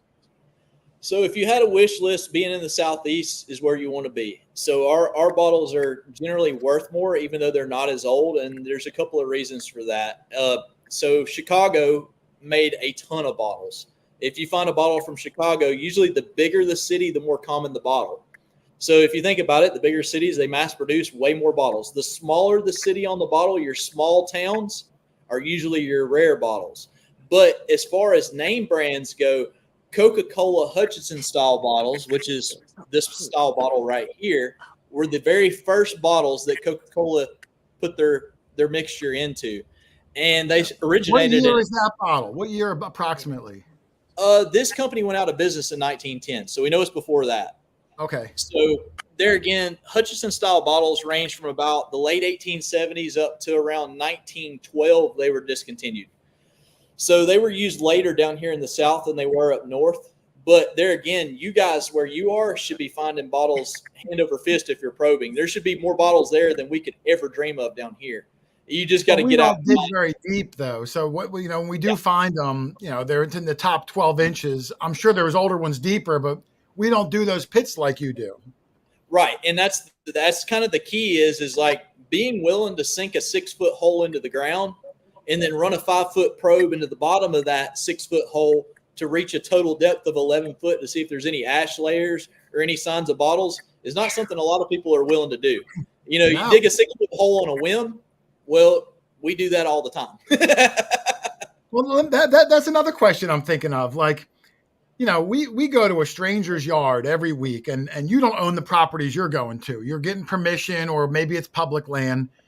I don't know how long it takes you to dig a 10-foot deep hole, But at the end of the day, when it's getting near dusk, do you cover with a board and come back, or do you guys got to fill that hole in, then come back another time and re-dig it out and start over again from scratch? Well, it really all depends upon where we're at. So, like right now, we've actually had a permission. We've not dug on it this summer. We were digging on it in the wintertime. That if you watched any of our videos in the past, the one where everything was in mud, quite literally every single hole, we were pulling out hutches that were in water, jugs that were in water. That particular site, we had written permission from the owner, and we were in the backyard of a house. They let us tear the shed bottom, the floor out of a shed, and dig beneath the shed. They didn't care. They were like, hey, go for it. I couldn't put that in the videos because then the local guys would have known where we were digging, but there again, the competition's pretty stiff down here. But, it's one of those things where it depends on where we are. So in that site, we would dig as many holes as we wanted to for a month. And I've got a very small tractor with a front end loader on it, and I would bring my tractor back once a month. This never makes it to the videos. I guess I should put it in there. And then I take my tractor and I fill all the holes back in at the end of the month. Then we start over, and we'll dig for a month. Then we bring the tractor back. We fill them all back in. And that's kind of how we work. And now in some of our areas, we will leave a hole open overnight. Like we have one site. Our video tomorrow, as a matter of fact, is at the site that I'm talking about. We can leave a hole open there because we're out a mile into the woods where there's no houses, no chances of kids or anything like that being in there. And oftentimes our videos don't show it, but our holes always have a slope where you can walk a ramp down into the backside for wildlife. So if wildlife is in the hole, they have a way out. We don't have just sheer walls on all sides where something could fall in there and get trapped, but we don't do a good job of showing that on camera. I'm going to do my best starting ASAP probably this fall to show you guys the reclamation work that we do after what we do, and at the same time to show you guys how we design the holes to make sure that it's safe for us getting in and out of them. Yeah, I need to think about that. Yeah, because if you leave that hole open at night, you ever come back in the morning, maybe there's 2 raccoons in there. And Now we do dig snakes up. We do dig a lot of snakes up, and we got to help them up out of the holes, especially during the wintertime. They hibernate a lot deeper than what you would think. We'll dig snakes up at 6 foot. It's kind of crazy. Yes, Doug, I've cut. How many snakes have I cut in half, Doug, over the years? Because 2 or 3. The snakes are under the ground. I had no idea snakes lived underground, and I'd be digging, and then I'd flip the hole over, and I cut a snake in half, and I feel terrible. I didn't even know they did that. I didn't know where. I thought they just went to like Florida for the summer. I was gonna say, wait a second, y'all have snakes up there? Yeah, but we don't have poisonous snakes. Ours are like, no venomous snakes. No, ours are like baby. What, Rich? The Pinelands is loaded with Water rattlesnakes. And water moccasins. Yeah, And water moccasins. Yeah, I've heard that. We have But I mean, copper- we don't- where we're digging or fishing, though, there's nothing to worry about. Yeah, there's a couple of Copperheads here. now. It's usually rat snakes, garter snakes. Nothing that's gonna. But we do have poisonous snakes up Yeah, there. for sure. There's If I go out and do not see a copperhead, rattlesnake, or a water moccasin, it wasn't a good day. I mean, I'm going to see one every trip. Yeah, I'd be nervous. Now, have you guys ever had one of those walls fall down and injure any of you? No, we've never had that happen. And that's one of the things that I've kind of prided myself on is being a lot more cautious than what the videos show. So when we dig our holes, like I said, we have a ramp for exit on the back. We're using 50-inch long shovels to keep us away from the wall. And then at the same time, we have spotters. So we usually have a guy on each side of the hole watching for cracks and stuff developing in the wall in front of us. And we can spot a collapse usually seconds before it happens, just enough time to get the guy out of the way. Now, if you're not skilled and you haven't been doing it for 20 years, I highly do not recommend doing what we do without a trench box.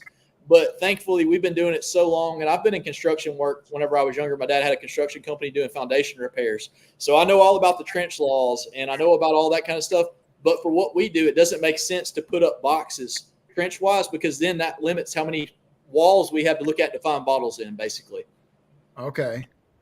No, it was like I said, when I was watching them this week, there was one where I guess, and you can't see what's behind you, only in front of you, but it was a wall. And then as you're digging, the wall is kind of curving.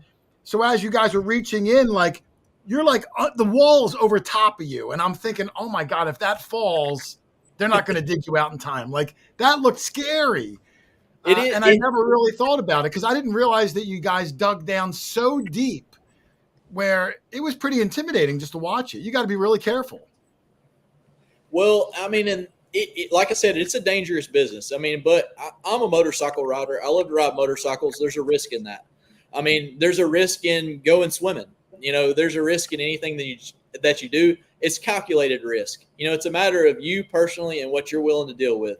The one thing that I will say is that, like, my videos get a ton of comments about OSHA. The good thing is what we're doing is not considered a work site. They have no say in what we do. Yeah. It's a hobby. You know? So, you know, OSHA's not a factor. But at the same time, you like motorcycles, but you're probably not weaving in and out of traffic at 100 miles an hour. How did Maybe you he know? is. Maybe he is. But no, in all seriousness, though, it is a very dangerous thing to do if you're not skilled. And I'm not saying that we're the best, but we have never had an injury. We've never had somebody be collapsed on to the point where we had to dig them out. We've never had anything like that. The worst thing that we've had happen was we were in a 15-foot hole back in 2018. I was at the very bottom of the hole, and a brick fell from the top and caught me on the back side of my head and neck area. Oh. And so if you notice back in our 2018 videos, we started wearing some hard hats. And that was because of how deep we were at the time, and there was a brick layer above us. So we do undermine, like you said, we do dig back underneath the wall. But if you think about it, if we can dig 4 foot at the bottom layer, and if you're, you know, a trash dump, obviously the oldest stuff is going to be at the very bottom. That's where it started, right? Your oldest bottle is going to be at the very bottom, not at the top. So we're going to try to undermine and get all that old stuff out without having to remove that entire top layer. Yeah. If you had to move 15 foot by 4 foot of dirt to get to that layer that we were able to get to undermining, you're talking about yards and yards of dirt, hours and hours of shoveling. So we don't want to take shortcuts, but at the same time, we don't want to do more work than what we have to. Oh, it's backbreaking. We dig an 8-inch hole and we're exhausted. Doug has to have people dig his hole some weeks.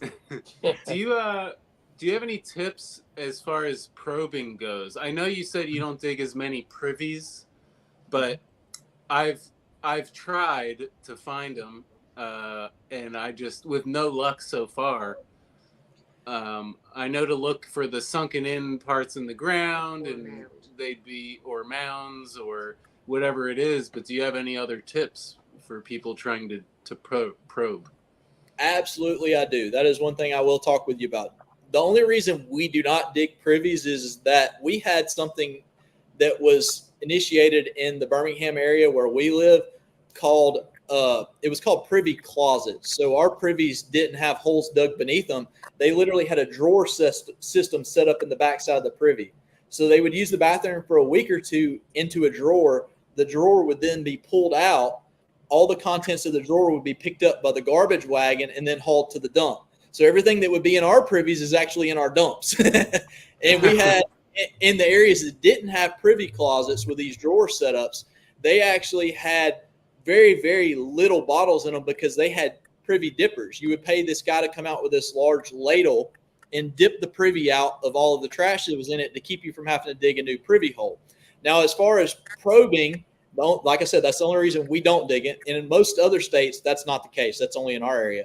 But as far as finding privies and locating them, Sanborn maps, guys, they're just a real key to be able to find them, because the Sanborn fire insurance maps, I don't know how many of you guys use it, probably a lot of you that metal detect, is a key to show you all of the structures, all the way down to what type of roof was on the buildings.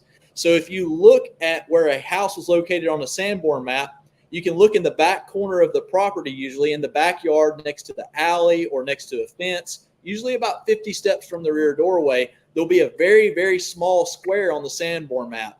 That's going to be your privy. So your sunken thing. Wait, what did you call this?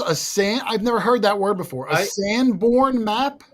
Yep, Sanborn map. Man, Jason, what? You hadn't heard of that? I knew about those maps, but I didn't know that they marked privies on them. I never even heard of that map before. Sanborn. I'm going to look it up later. Sanborns are probably some of the most detailed maps you'll ever see. They'll tell you whether the residents had electricity. They'll tell you the type of roof. It'll tell you where the fire stations were. It'll tell you how many horses they had running the carriages at the fire station, how long their hoses were. I mean, it goes into amazing detail that is not only handy for bottle digging and finding privies, but for metal detecting. Wow. What year did they make these maps? Was there a range? I want to say it was mid to late 1800s up to present, so it may not be as old as some of the 1700 stuff that you guys get onto, but for the vast majority, like I said, of bottles, and you're definitely going to find silver coins using them. I mean, they're very useful, at least in the southern states. And I'd have to think. I'm going to check it out. I never heard of it before. That's pretty interesting. Thanks for that. Yeah, it's a great asset. And a lot of times you may have to do a little bit of research to find those Sanborn maps. I actually run through the Library of Congress. So go to the Library of Congress, and they have an entire Sanborn map area to go off of. Oh, okay. Yeah, I wonder if Rich. I wonder if you can see those privies on a LiDAR map. Would the privy show up? Maybe if you have an expert at looking at LiDAR, but it's difficult. Something that small. It'd be tiny. It'd be very small. We use LiDAR, Jason, to find our coal mine sites, and then we use the coal mines to find where the mining offices were. And then where the mining offices were, there was a place to metal detect, and then there's a place usually to find bottles as well. And your LiDARs will help you find the mine holes or the mine openings in the side of banks, but usually your privy divots that you see are not deep enough to show up on a LiDAR. Yeah. Oh, okay. Okay. So you're getting to the mine and then reading the land and realizing approximately how far things probably were. Right. And you had hundreds or thousands of workers like in the mines where we are. So my dad was a coal miner. And, it's one of those things in our area in Alabama, that was a big part of the industry was coal mining. Well, that's really interesting. I mean, I just, I'm trying to imagine, Doug, us showing up on someone's property and digging a 10-foot deep hole. Is it difficult to get permissions because it's so much more invasive than what we're doing, and ours can be a challenge? I mean, do you mostly go to the woods and creeks, or what's your success rate on knocking on someone's property and doing that in their yard? It's very, very slim. For us, one of the things that's really helped tremendously is that the local law enforcement knows us. They know who we are. We can talk with them and say, hey, look, this is where we're going to be. They'll watch our vehicles. Birmingham's not known to be a very safe city. Just for instance, in the last 48 hours, there's been 14 shootings in Birmingham. Wow. So, I mean, we're little Chicago, basically. And so we've got some really bad areas, and the police don't worry about us. We talk to them, say, hey, will you watch our cars? They say, yeah. And a lot of the property in Jefferson County, which is where Birmingham is actually went back to the city because people didn't pay taxes on it.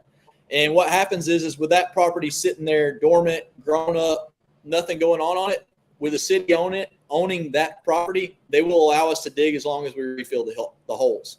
So we try to go after the city properties first, but occasionally with the small creeks, we have to get property owners' permissions. But a lot of times we're on city property with permission from local law enforcement. Oh, okay. Now that works out pretty well. Absolutely. I mean, when you were saying earlier about the, who owns the river, and I don't know much about this. I talked to people about it before for metal detecting, the creeks and whatnot, because I don't know all of the different rules from town to town, county to county, state to state. But we tried to do one in Pennsylvania, and Doug, correct me if I'm wrong. I thought at least in that county in Pennsylvania, if it was navigable, like you were saying, with a vessel, I could float down that creek and a property owner couldn't say anything. But as soon as my foot touched the bottom of that creek, the property owner owns the bottom, but not the water. So I could float down, but I would not be allowed to walk down.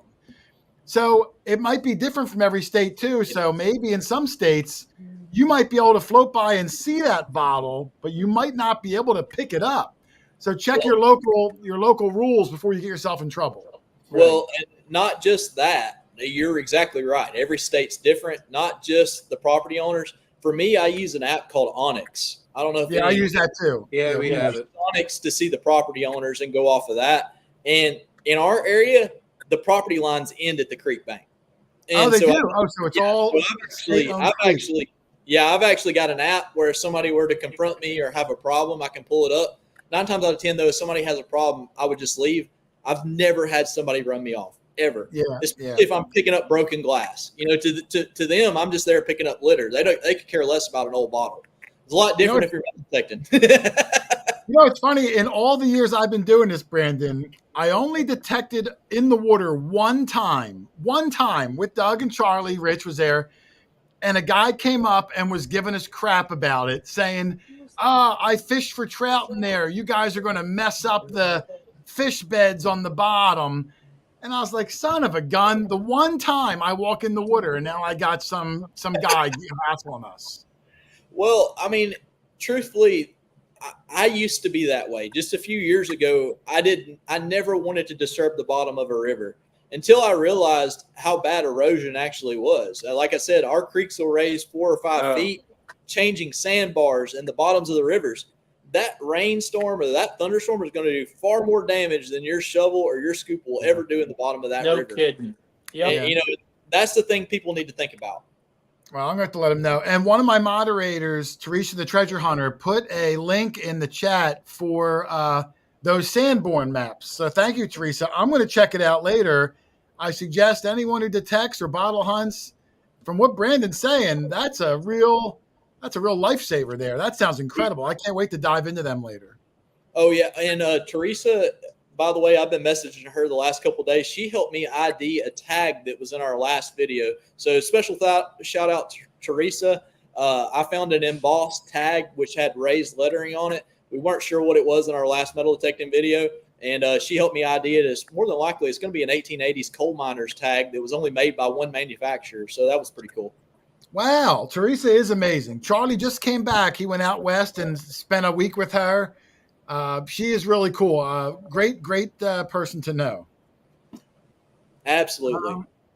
All right, Rich, do you have any other questions? I don't want to keep him forever. He's been on an hour and a half already. We'll try to wrap it up shortly. You're not bothering me. What is your okay, so oldest bottle you've ever found and your white whale? Oh, white whale bottle. I can handle it. But you need to find.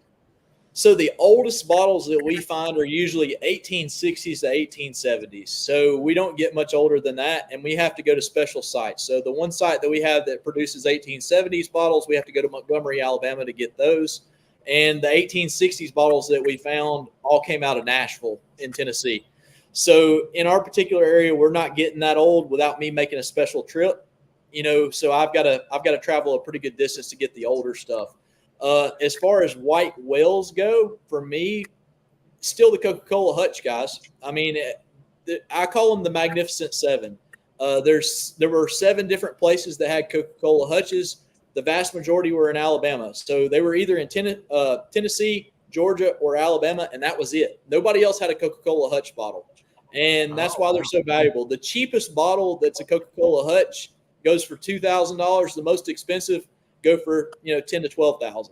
So I mean, you're talking about a high dollar bottle, a high dollar piece of glass. And I actually had to have a talk with Bo Aquachigger and tell him that if he kept diving over top of those hutch bottles, I was going to come hunt him down to pick up a bullet, because he could be going right over top of a hutch bottle that was worth $6,000 to pick up a 99-cent Civil War bullet. Yeah. Well, it sounds like if he breaks one, you'll take that broken hutch bottle. What will you make off a hutch shot glass? You get $1,000 for that thing, right? Oh yeah, but no. In all seriousness, though, Jason, we did dig 3/4 of a Coca-Cola hutch back in 2018, I guess it was.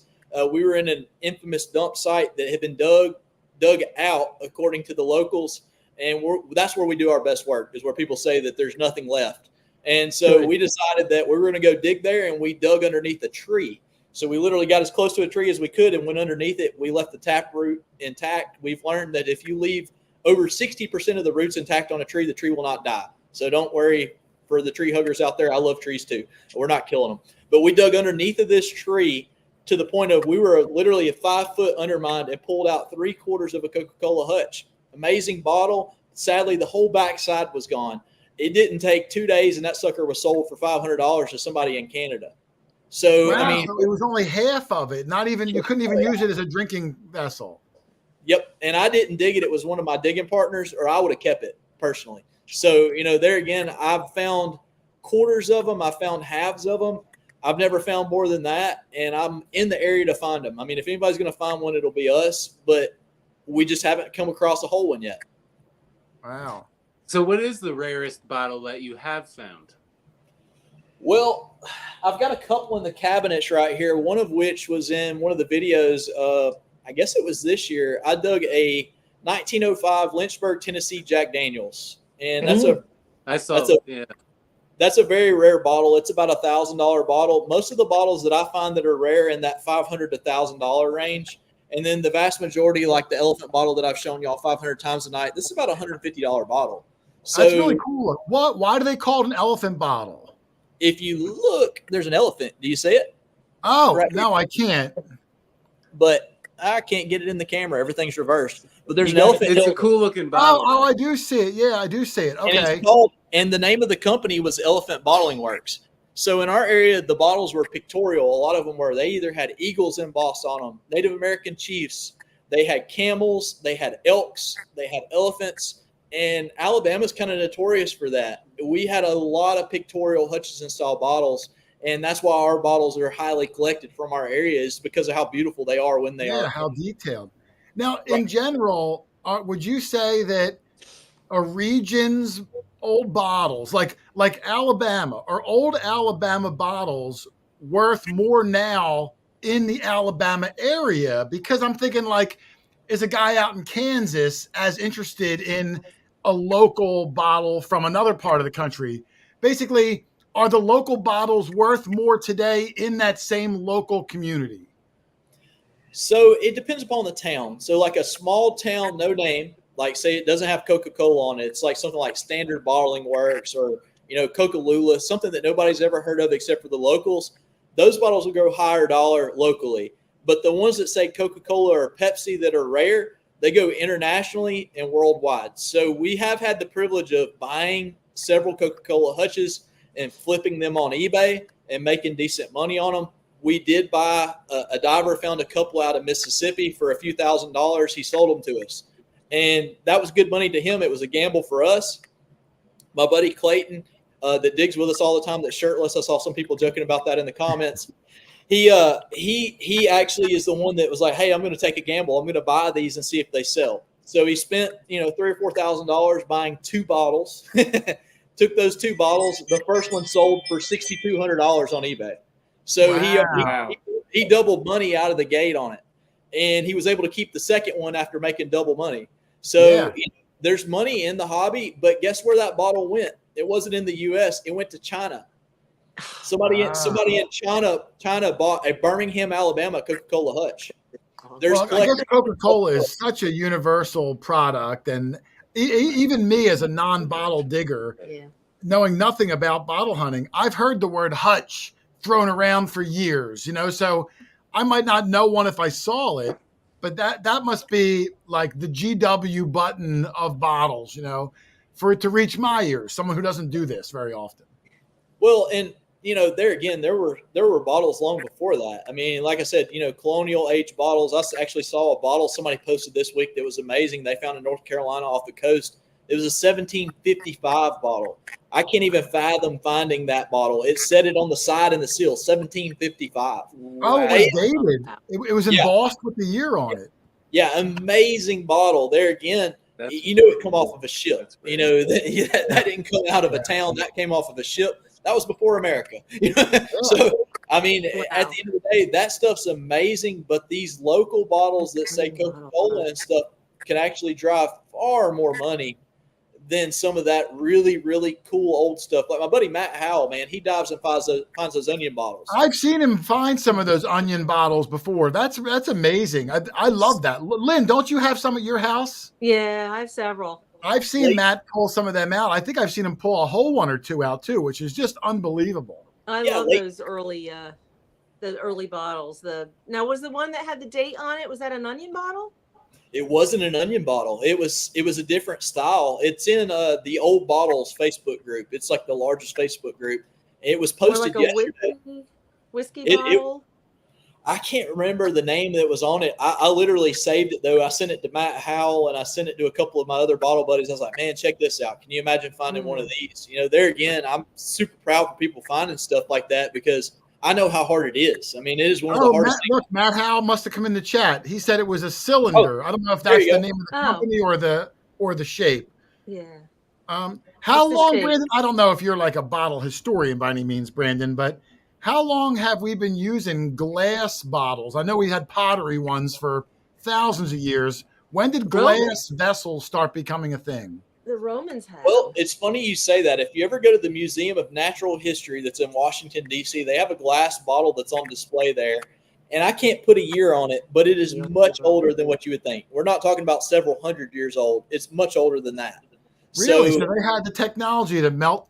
You melt sand down, right, to make glass. Is that what you do, Lynn? Yeah. Well, the Romans. I have bits of glass that are from a Roman that are 2,000 years old that I make clear, see-through glass, just like the bottles he's kind of, same kind of basic. It's usually like aqua colored or sort of a greenish, olive green. You know, those early colors. Oh, okay. But, yeah, the Romans did it.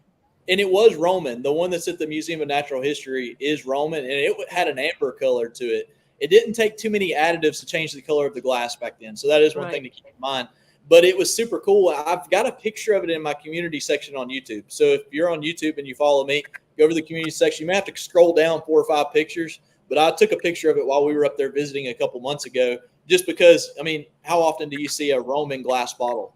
Yeah, that's like, is it a glass like where the bottom and the top are the same circumference, or does it have like any shape to it or a lip? Or it's kind of flared up and then has a large flared lip on it.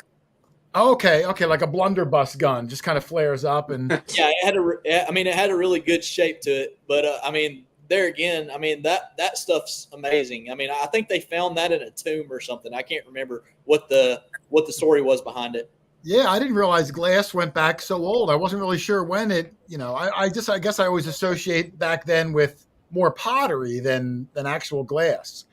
And for them to like emboss it, you have to have dyes and things like that. So, when did this technology start becoming a thing? I'll have to look into that more myself. I'm not really sure.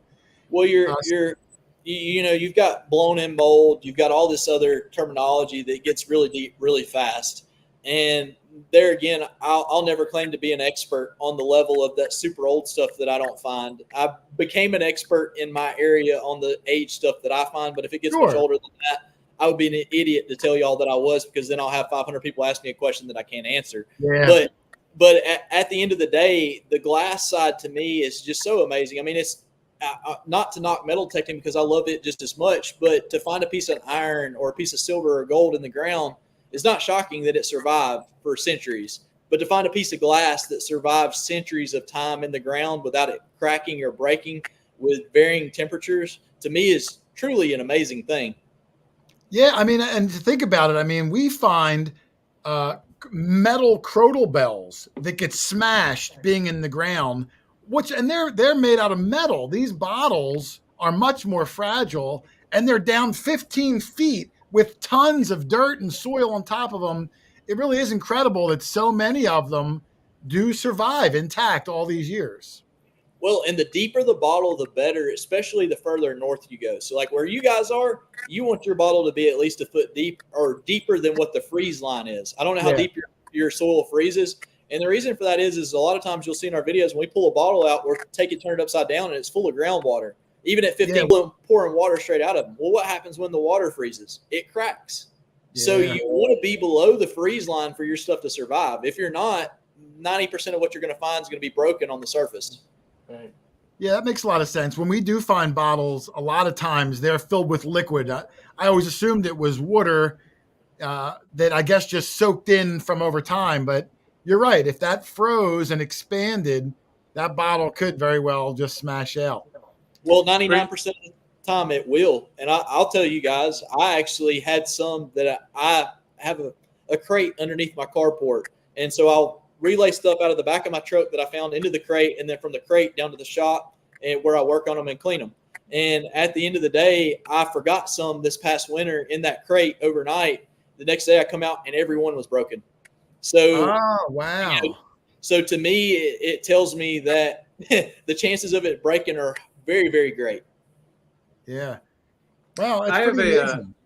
interesting question. I've read that red glass for a period of time was very rare. The recipe for making red glass, there wasn't very many people who did it. It was lost for a period of time and then it came back. Do you know anything about that, or do you know the details of what I'm? I've heard the same story that you're relaying, but I cannot confirm or deny it. I've heard too that it actually red glass became more prominent when taillights became a thing. So like taillights on automobiles around the turn of the century, red glass became more popular at that point because they had to make it. But before that, it was much harder to make. And I don't know if that was due to the dyes to get the color. I'm not for sure personally, to be honest. But I've heard the same story. Yeah. So, Brandon, if you had a choice, you could metal detect wherever you wanted in the world or bottle dig. Which one would you choose and where would you go? Well, that's a great question. So I'll answer that on both fronts. If I could metal detect anywhere in the world without any recompense, it would probably definitely be on a famous Civil War field, just to be able to get out there and possibly find a really cool plate. On the top of my list of things to find would be to find a Civil War the sword belt plate that has the eagle on it. I want one of those. I know they're not as rare as some of the CS plates and stuff that we could find down here, but I'd love to find one of those. Okay. So anywhere that's an old battlefield that's off limits, I'd be all about that. Bottle wise, if I had a chance to dig anywhere, sorry, my phone's going off. Yeah, mine is too. I would absolutely want to dig under. There's a park in Atlanta called Maddox Park, and that park's sitting on top of the old dump. And they dug it for years, but somebody got killed in a collapse out there bottle digging, and so they shut it down years ago. It was a very sad situation, but they were finding amazing stuff out there. And I would just like to say that I dug at Maddox Park just because I've heard the stories from 30, 40 years ago. Wow. I guess with your clout in the community, if you reached out to the township and asked for a permit or something like that, do you think there's any chance that they would grant you access? Honestly, probably not. The reason for that being is that I don't have an archaeological degree. If regardless of what the channel name for me is, that is one thing I didn't think through. I was thinking about amateur urban archaeology when I made our channel name. I didn't realize how many people that had degrees would come after me. So I've had a lot of people, we're looters according to the archaeology community. Even though we have permissions and we do it right and we share it and we document where we found it, that's not enough. I don't have a piece of paper saying that I'm an archaeologist, therefore I'm an imposter. So I don't think that I would be able to get the permission for that. The other thing is there is new state laws through Florida and Georgia right now that I've been having to work around. For anything that's over 50 years old that is found, the state wants to lay claim to it. Oh, geez. Yeah. That's how the pine barrens are around our area. Yeah, when they find there's some money involved, they want their share. Yeah. And I'm not saying pine barrens are the same. Well, and please don't run with what I said. I would love to work with archaeologists. I would love to have them help and assist in what we do. We've just been shunned. So, there again, I'm sure there's some good ones out there. I've just not had real good success with people being very polite to me because of my channel name. Yeah, I can see that. I mean, I didn't even think about that, but you're right. I mean, I can see there's some of those real archaeologists. They don't really like us either. No, they don't.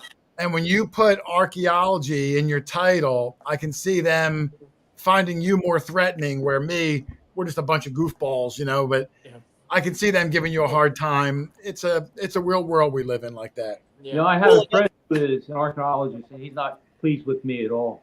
Yeah, I don't know. And you know what? I've worked with them too, and they find something cool. And you know what, Charlie? It went in a drawer for 50 years. No one ever saw it. It was shared with no one.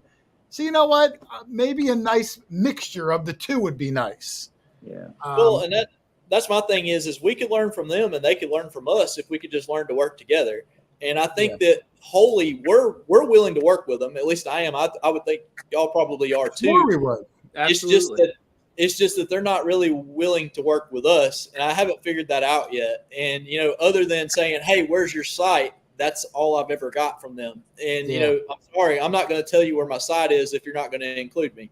And so, you know, there again, I'll gladly help you, and I'll donate everything I find. As a matter of fact, what you asked earlier about getting permissions from landowners, at this point, I love saving history, but I found most bottles that can be found in the Birmingham area at this point. I'll tell landowners whatever I find they can keep as long as they let me film.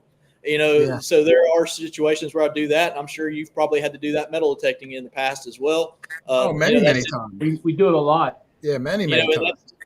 To me, it's more about the thrill of the find than it is the find itself. So I'll gladly give the landowner anything I find. If they want it all, they can have it all. To me, the video is enough, proving that I found it and having that memory of finding it. So, you know, there again, that's another way of getting permissions for me. Yeah, it helps, you know, and maybe, you know, one day if you find that big Hutch Coke bottle, then maybe you knock on the door again and say, hey, let's talk. Right, exactly. Real quick from the chat. I have a question for you, Brandon. Yeah, Charlie. We have these guidebooks for coins. Is there a guidebook for bottles? There is not. There is no book for bottles. So there's not one for the whole nation, but there are people that have taken it upon themselves to make bottle lists and different things for each state or each city. There is a really cool, I guess you would say a directory more than anything that's online called Hutch Book. So HUTCH book. And you can look that up on the internet. And basically it's a site where you can upload bottles, pictures, and it just lists them by the town and the city. And so for Hutch bottles, that's a really cool thing to look at. And we've actually posted quite a few of the Hutches that we found that weren't listed in the directory onto there, just so people would know what they would look like. Ah, that's cool. I've done that for the token website. There's a token. What the heck's it called, Rich? There's a token website that tries to categorize every token nationwide. And whenever we find a token, I try to see if I can add it. It's called the token catalog. Right. And when I can add one that's new for the first time ever, I kind of consider it like a badge of honor that I'm contributing to this, you know, this project that's much bigger than me. Well, I mean, and that's the thing is it's all about help people learn a hobby. And, you know, and that's another thing that we kind of got shunned about in the bottle hobby was that we were sharing our knowledge with people, teaching people how to find bottles. And well, guess what? You know, the competitors hated that we created competition for them. And, you know, at the end of the day, I have a lot of people say, well, you're getting hunted out of house and home because you taught people how to do it. And, you know what? Maybe we are, but at the end of the day, we've passed on a legacy now to keep this hobby rolling. And that was, like I said, one of my 2 goals in the beginning of starting my channel was keeping this hobby alive. And it's really cool now because I'll attend bottle shows, kind of like y'all do at metal detecting events, and I do as well. And I'll set up and to meet all the young guys, the young kids that are getting into this. And it really just brings a joy to me seeing that this hobby is going to continue one way or another at this point. And there's nothing anybody can do about it. No, that's cool. And you know what? It's nice when I see young people doing like metal detecting. You know, when we go to an event and I see like, you know, somebody 30 or younger, it's pretty rare. You know, it's not a young person's thing traditionally.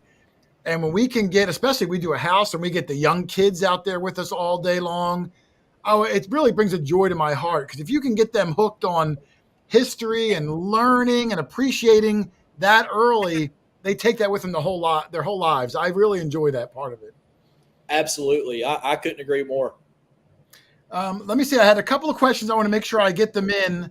Now, this one, I don't want to go on forever with this. I'm just going to ask a basic one for you. As a YouTuber, because I know the work that goes into it. Someone wanted to know if they wanted to start a bottle digging YouTube channel. What advice would you give them starting off for the first time ever? I don't know if you use waterproof cameras, if you use a tripod. Doing 2 hobbies in one is very difficult. What would you tell the new person for the first time ever is going to go out tomorrow and try to do their own bottle hunting video? My first advice is if you're going to make a metal detecting or a bottle digging channel, don't do it. No, I'm just kidding. But no, in all seriousness, it's very hard to be consistent finding stuff in the ground. So you got to think every single week we have to rely on what's in the ground, not knowing what's there. We're not Superman. We don't have X-ray vision. We don't know what's there. We know what the possibility is, what may be there, but we can never guarantee that it's there. So people that are new to my channel, they may come over and see a video where I didn't find anything, but I made a video out of it. And the reason for that is that I just want people to understand that this is the reality of treasure hunting. You're not going to find something amazing every single outing. And I don't want to basically give people false hope. So in a lot of my videos, it may be we find 3 broken bottles in a marble, but that's the reality of treasure hunting, guys. You're not going to find something amazing every single video. And people will say, well, maybe you shouldn't have made a video at all if that's all you found. But for me, like you said, the vast majority of my audience is 60 years old or older. The younger generation still kind of struggling getting pulled into it. And the majority of my audience being older, I get a lot of comments saying, thank you so much for getting me out of the house. I'm stuck inside in a wheelchair, or I'm sick, or I'm in the hospital, or I can't do this anymore. I miss the days that I did it. And your channel gives me the avenue to be able to experience it like I'm with you. So for me, my advice would be, if you're going to start a channel, don't make it about the finds. Don't make it about the finds. That's not what's important. You're what's important. Your personality is what's going to make your channel be successful or not. If you don't have a personality, rent one. I took that saying from Heath Jones over at History. If you don't have one, rent your personality, have a good personality, and people will watch you. I mean, there's not a lot of people like me that can go out and find a bunch of broken bottles and a couple of marbles and get thousands of views. I don't think it's because of me. I don't think it's because of my personality. I think it's because of persistence and being willing to entertain people even when it's hard. So there again, just make sure that you don't get so caught up on what you find that it hinders you from making videos. Yeah, I couldn't agree more. One of our philosophies has always been the find doesn't matter. When we go out, we've had videos where we just found Hot Wheels cars. What I love is the find is a catalyst to bring us together and talk, and the banter and the funny things and the friendship and the camaraderie of sharing the day. And I try to base my channels around that, my videos around that. Now, we do get good finds, don't get me wrong, but we find a lot of garbage, a lot of bad days, a lot of, we'll drive 2.5 hours. You come home with one thing, and I'm like, well, there's no video that day, but I'll save that clip and I'll throw it in another video, and you make the most of it. But consistent is the key, and you're 100% right. Have your personality lead the way, because that's all you can control. You can't control what's under the soil as much as you hope. Well, and it just hit me. You asked the question probably 30 minutes ago now about the gear that I use, and somehow I got sidetracked and didn't even answer that. You're right. But I do use Excalibur shovels. I carry a full-size shovel. I carry my backpack. Oftentimes we carry a lot of Gatorade with us because of the amount of physical work that we're about to do. Gloves are a necessity when you're messing with broken glass. So we have cut-resistant gloves to keep us from getting cut. We do wear steel-toe boots a lot of times in the holes just in case a brick falls out or something like that. If you're in a deep hole, hard hats were mentioned. As far as what I film with, I have GoPros, I have DJI Osmo Pockets on gimbals, I have drones, I have all of that. But my old trusty is still my iPhone. Same. So there again, 1 million followers strong, I still film with my iPhone. It doesn't matter what kind of camera you use. There again, your personality is going to outshine any kind of fancy camera you got. That doesn't matter. Does it look cool that you're running in 4K and that you've got this amazing footage? Absolutely, it does. But at the end of the day, people just want to identify with you, relate with you, and come hang out. It doesn't matter what you're using to film. Yeah, the bells and whistles sometimes is overkill. And your phone is always with you. Everyone already has one. No sense wasting money going to buy all this fancy stuff. Use your phone, and heck, if you want to spend money, buy something. Buy a tripod just to keep the shake down. But your phone is the key. 100%. Yeah, I still use mine all the time. So new one in there. One more I got from the crowd, and then let's see if anyone else had any questions.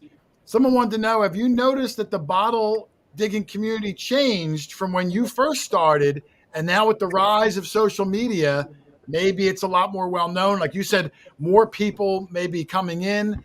Have you noticed the changes, a positive change, negative change? What have you experienced as far as from the social media's impact?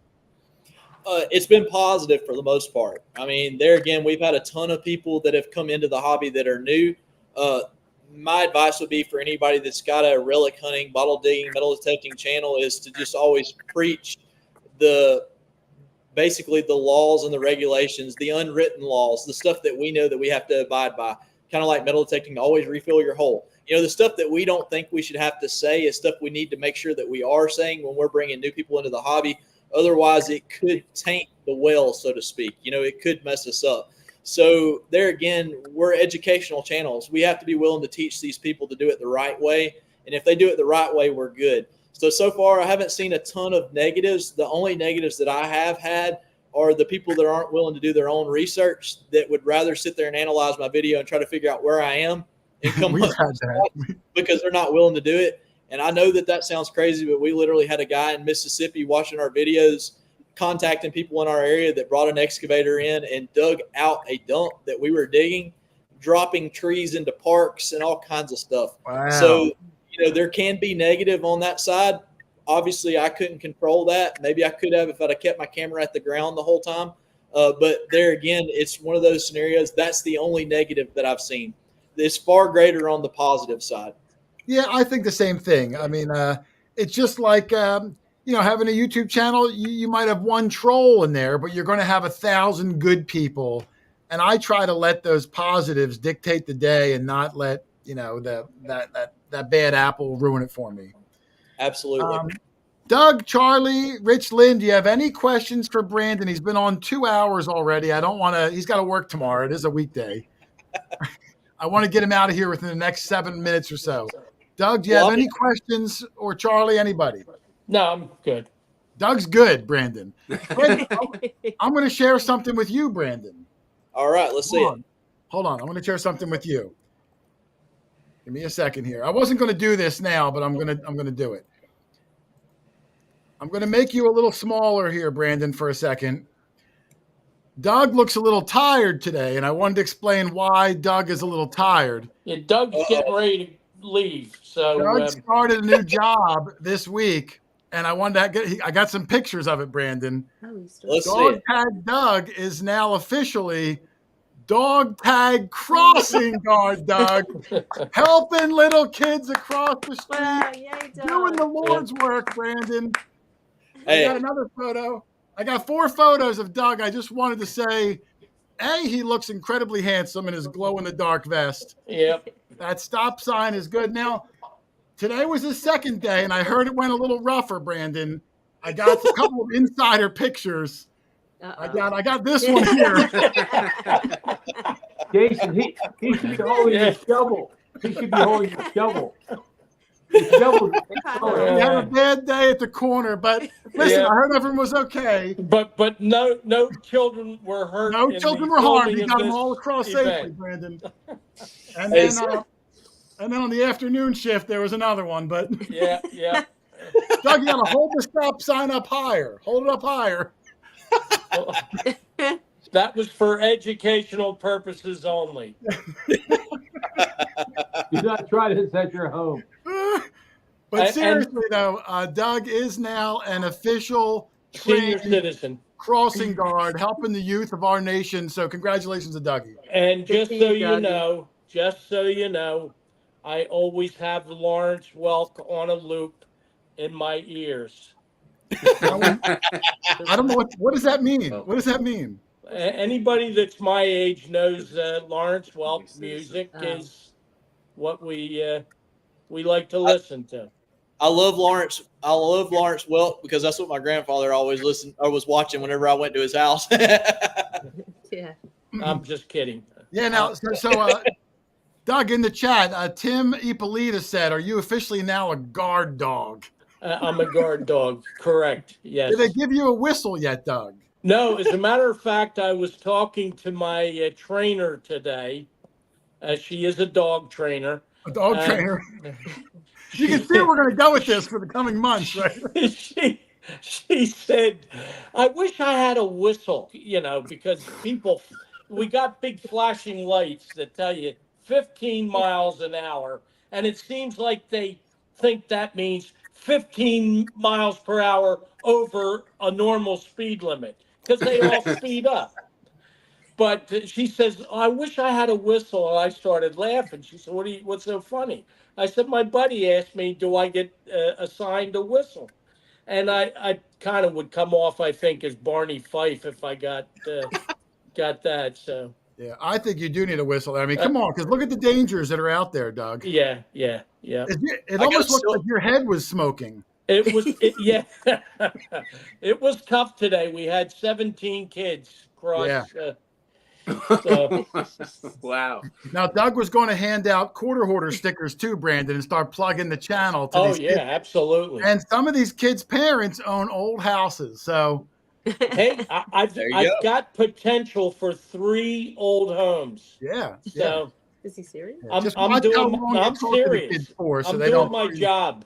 Yeah. Hey, I'm not gonna lie. We went north a couple months ago and did a northward tour and did some metal detecting in Virginia and New York. And when we hit the Virginia line, all the houses got old. And that's how I knew you guys had an unfair advantage over us. It's I don't even remember. You know, when we go down south, it's really weird because we'll go down there and, like you said, something old is like an Indian penny or something like that. And I'm totally still grateful to find it, but it's funny how as you travel, you know, the things you're going to find change so dramatically. Absolutely. Yeah, we're a little spoiled up here, I have to say, with all the colonial properties and early 1800s. It's a godsend for us. Yeah, the guys down south love finding that Civil War stuff, which we find very little of. Very little. Or the people over in England find Roman and Viking stuff. And, you know, make the best out of where you are. You're going to find cool stuff. Look, Brandon said there was no activity in his, but he's finding bottles worth thousands of dollars. Exactly. Make the most of the treasure around you. Hey, Brandon, I did want to ask you, Brandon, has anyone that you know of in this bottle realm found a Dr. Pepe bottle? Pepe or Pepper? No. Dr. Pepe. There is a thing called Dr. Pepe? Yeah, it's from Mexico. Oh, then probably not. No, I can't say that rings a bell. I can tell when a bad joke's coming. Doug leans in, Brandon. When he leans in, incoming bad joke. I was a hook, line, and sinker for it. You got me. Good. I heard a good one the other day. I have to live by this because my wife accuses me of being immature even at my age. But you're only young once, but you can be immature forever. Yeah. There you go. And that's the credo I like to live by. I always heard one that I kind of always remembered that said, it's a shame that youth is wasted on the young. Yes.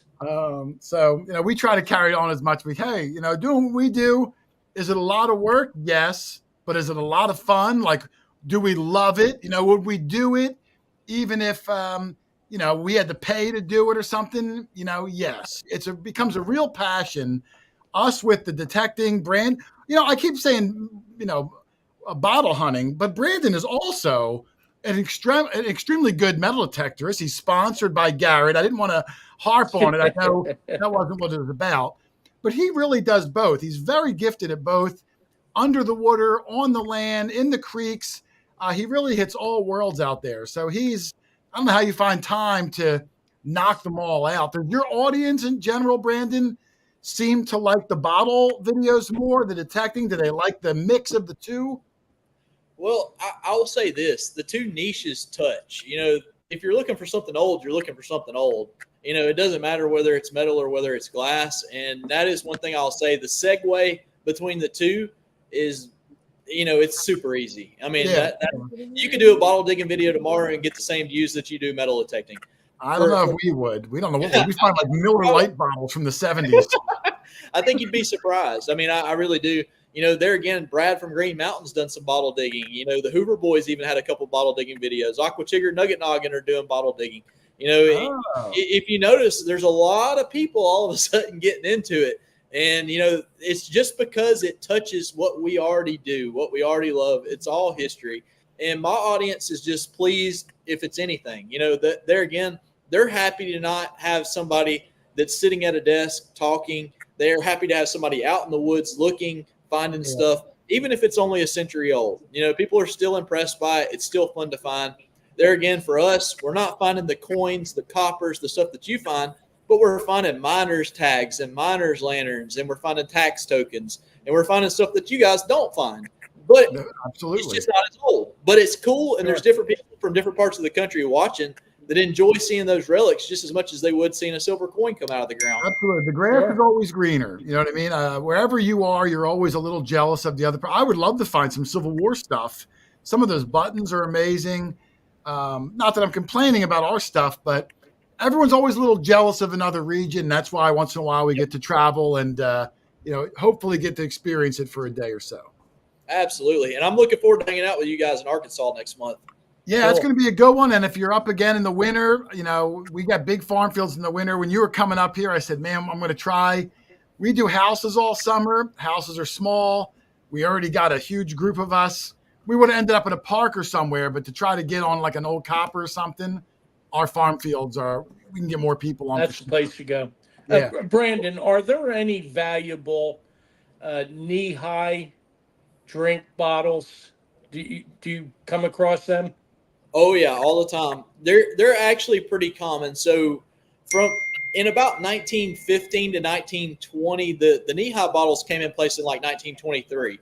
So they're right at a century old on the earliest ones, and they were developed out of Columbus, Georgia. So they started as a company called Chanukah. So Chanukahs became knee-high. And so the earlier knee-highs will say like patent applied for on the bottom, and on the bottom of the heel, it'll actually say Chanukah. There's not a ton that are worth a ton of money unless they're from smaller towns. But, $10, $15, $20 bottle, that's hard to beat to just reach down and pick them up off the surface. They're not old enough a lot of times to find them buried, but they're abundant in the creeks, and they're always worth keeping.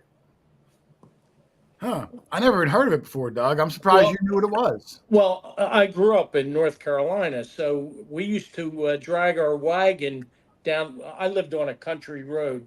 We dragged the wagon up to the local general store, picking up bottles along the way. And Knee-High was a huge bottler down there.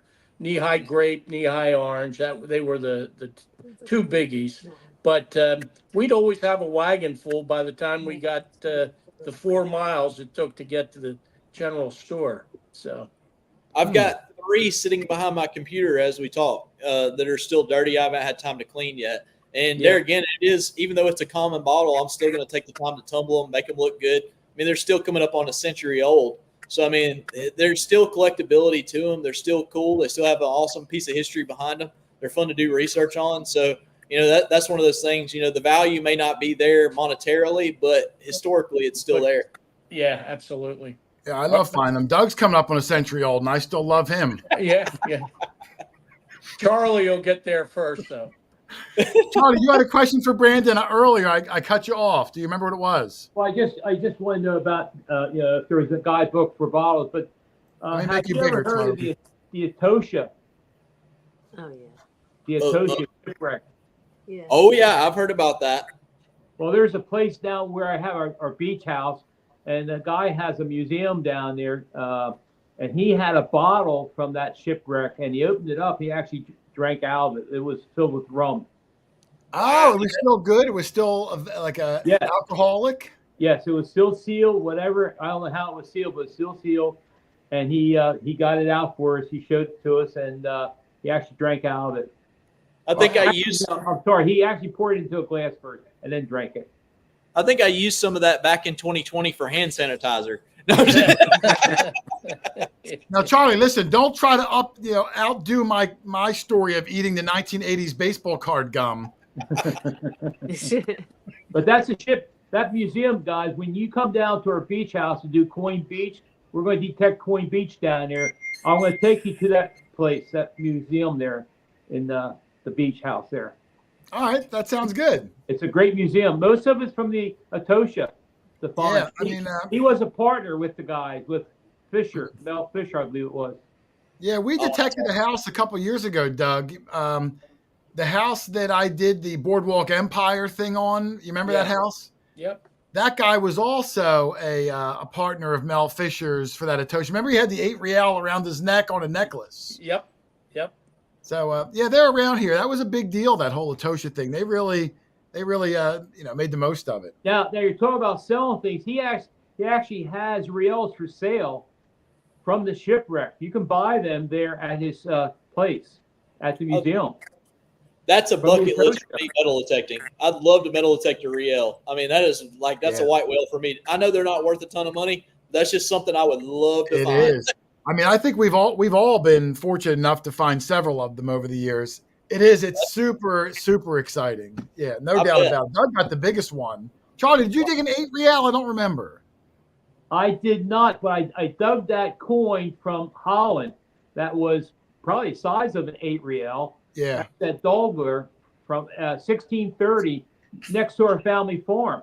Yeah. Wow. Yeah. It came out black as tar too. It took forever to clean up. Yeah. 1630 in Pennsylvania, Yeah. That's pretty amazing.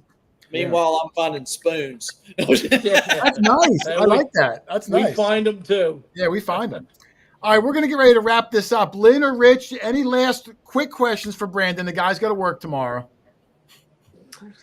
I don't think so. It was just great to talk to you. Great to see you again. Absolutely. My only question is about I mentioned before the pine tree bottle. Do you ever find those?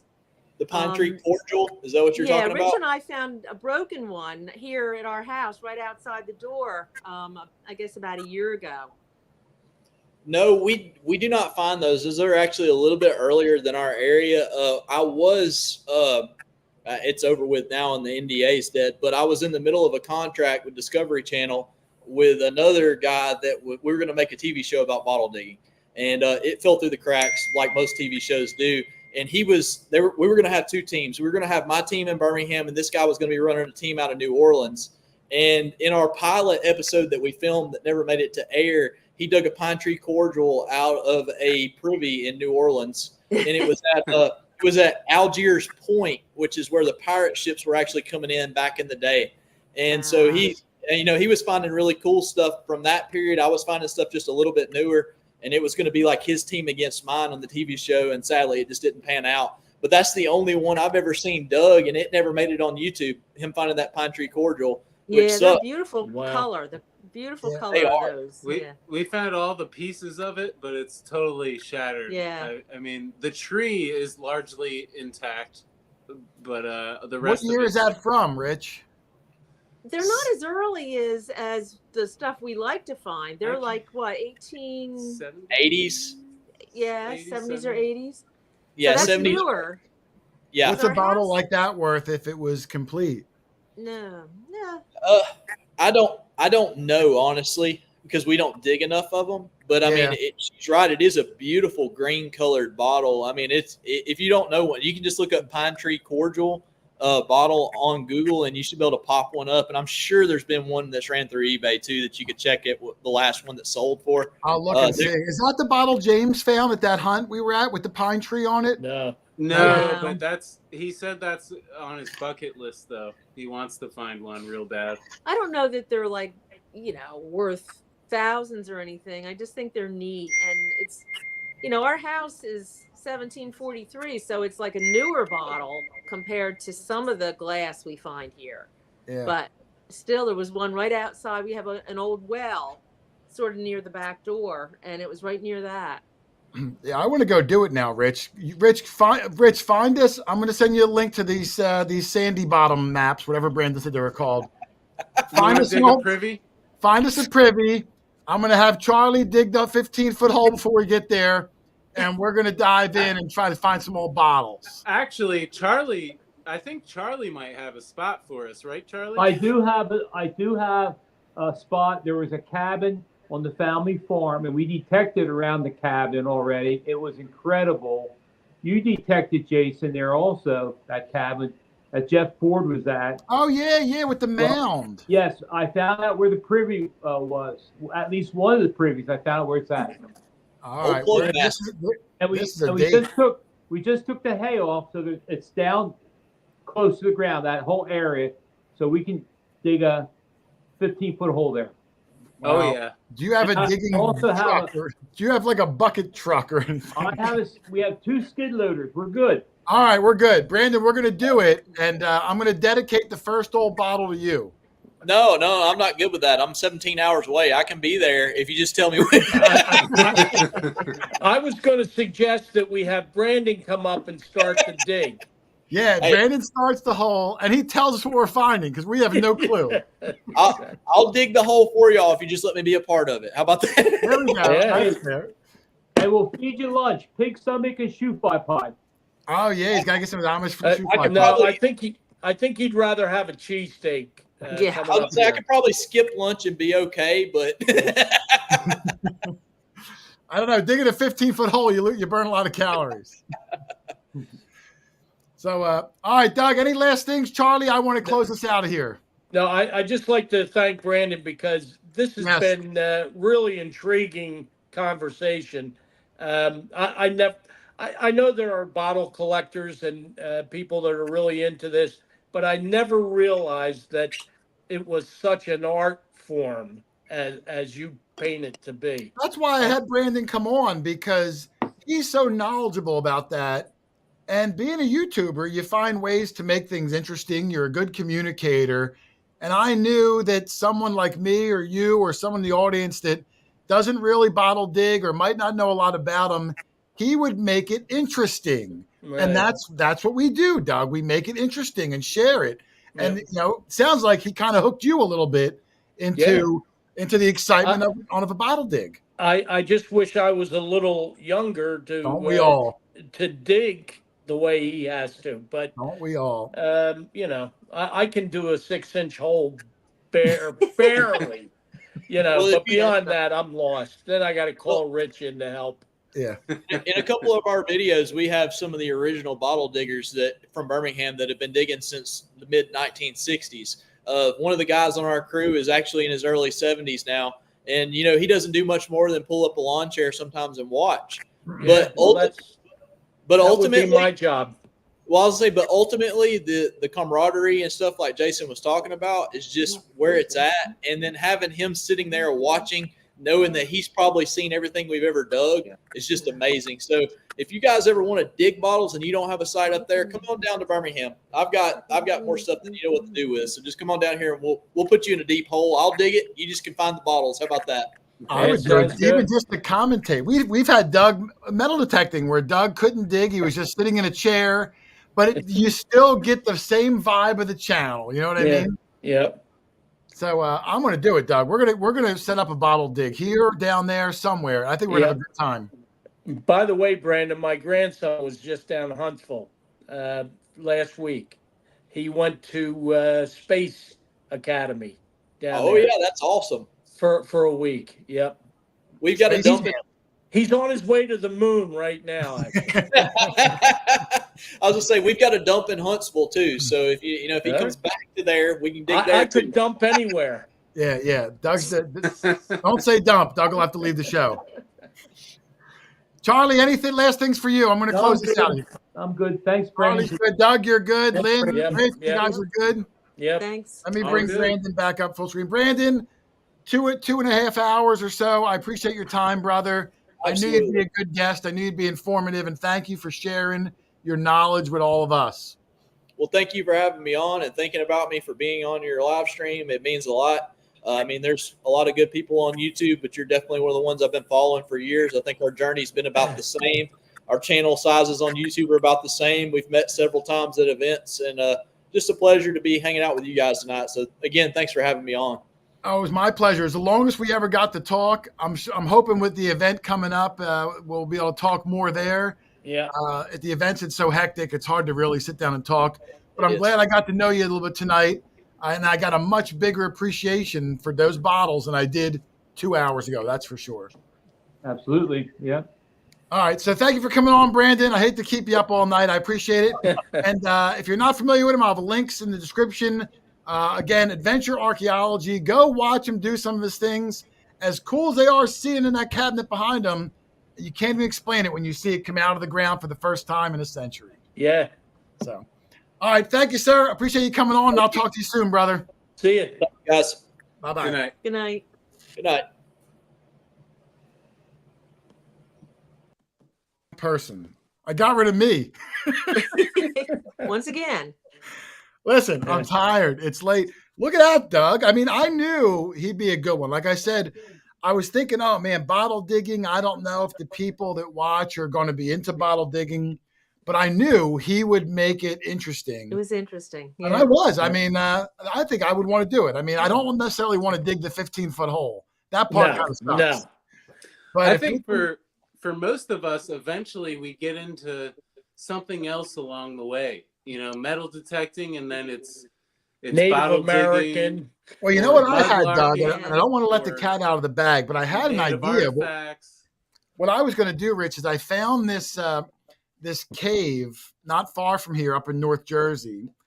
And not like we're going to go into a cave in the middle of nowhere. Like you pay money and you go into this cave with like black lights on, and you can mine the walls, and the rocks and gemstones glow, and you can take home, you know, by the pound, whatever.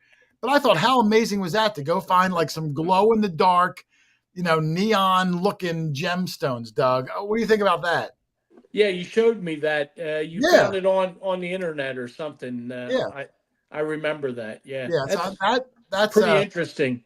That's up above Morristown. It's I like an believe. hour and a half north of me, so probably not as far for you. Yeah. That's not the Sterling Mine up in Ogdensburg, is it? It's in Ogdensburg. Ogdensburg, yes. My grandfather worked there. That's what I want to do. How long ago did he work there? It was a zinc mine. Well, they find these glow in the dark gemstones in the walls, and you can go with a chisel and chip them out, and then whatever you want, you pay by the pound. And how cool! Whatever minerals are in there that make these gemstones glow under a black light, you walk in when they turn the light on, Doug. Like it looks like a Halloween show. Like you're in a like you just had mushrooms. Yeah, psychedelic mushrooms. I want to do it. That looks really cool. They don't have anywhere else in the world. And my grandfather was an electrician in that mine, and worked there. Oh, I think he retired in the 60s. But actually, right now on I have his tag from the mine on my neck right now on this. Your grandfather's tag? Yeah. Wow, what a coincidence. So he was it says on here, an electrician, that he was an electrician in the zinc mine. It was called the Zinc Company back then. Yeah, I don't know what it's called now, but you're right. I remember Ogdensburg. I don't know what the mine's called. And I think you're supposed to go there after, I'm guessing at nighttime to really get the full effect. Yeah. So we'd have to plan out a trip and, start at, 8, 9 o'clock at night, I guess. I don't know how it works. We'll have to look into it. You're in a cave, so it's probably dark. Yeah, maybe you can go anytime. I don't know. You can see how much effort I've put into looking it up so far. Yeah. You know it exists. I know it exists. That's about as far as I've gotten. So I would like to do that. But Lynn, what did you think of the crossing guard dog? What did you think of that? Well, I hope Doug, I guess with time, he'll improve a little. But, the first day or first couple days, I guess, could be kind of rough. What I think happened, Lynn, is his sign is bent in half. It just says top. Yeah. So the cars don't know what to do. Well, they went every which way. I don't know how far this was from here. That was from getting hit by one of those cars. It knocked the S off. And luckily, you didn't get hit. Oh, you've never seen me move so fast. No, but Doug is doing the Lord's work out there, helping these youngsters. 17 kids today you had, Doug. That's pretty good. What's that? 17 kids you had today, Cross, you said, right? The first day was 2 kids. Yeah. 2 kids. And I said, are you kidding me? They need us out here for this? And she says, it'll get busier tomorrow. And sure enough, it did. And now we're up to 17. So. All right. Well, good job. Yeah, it's fun. I'm glad you liked it. But listen, I think we're going to close this show out. My Hey, throat. Charlie, if you need a job, I can hook you up. Sounds good. What about me? You're not going to include me in the crossing guard shindig? If you want, they're looking for help. Yeah, I want to do it. Commute. Yeah, we could all do. We could film episodes there. We could look for things on the ground as we cross the road. Yeah, knock the S You'll out of ignore the Doug. kids. Yeah, it's a new show. We look for things crossing the road. Hey, I got 3 potential new spots. Yeah, to we'll hunt, talk about so that off the air. Don't let anybody know. You Don't know? worry. Don't Don't worry. tell I'm not them. going to tell them. All right, That's well, my little secret. When well, I'm was going a to kid, end this, Doug. I am exhausted. My throat is. I mean, I didn't even talk that much. Brandon did the majority of the Bullshit. talking. I'm sorry. Doug, What Doug, world are you living in? Sorry. what the heck? What's up with you? This is the PG show. Well, it's after 10 o'clock, Oh isn't it? my goodness! It's not after 10. Now I'm going to get a okay. negative. I'm going to rate it R rating. Don't you 9 have a minutes. 7-second delay here? No, not with you. Where's my moderators? Alicia, kick Doug out. Oh, brother. All right, we're going to end this with this little shindig, though. Everybody, I appreciate. I didn't even get. Let me get one last round of shout outs, Doug, because with Brandon, I didn't really get a chance. I'm going to scroll back a little bit. Audrey Girlinghouse, Eva Geneva. Oh, I like that name. Oh, I like that. Yeah, it sounds like Evil Knievel. Yeah. Eva Geneva. Niels Cribb, the Moose. I like that. The Moose. David Cameron, Amanda Collins, John Dotson. Chris Heimsoth is in here. Alan Cleveland, Wicked Digger. Rich, you know what, real quick, I got a message today from Turd Ferguson. Oh yeah. I didn't realize that Turd Ferguson was a woman. I didn't know. It was the first time I ever, I don't know, the names. I don't know who they are. I thought you knew So that. what did you think when Clem was traveling here? I thought they were buddies. Yeah,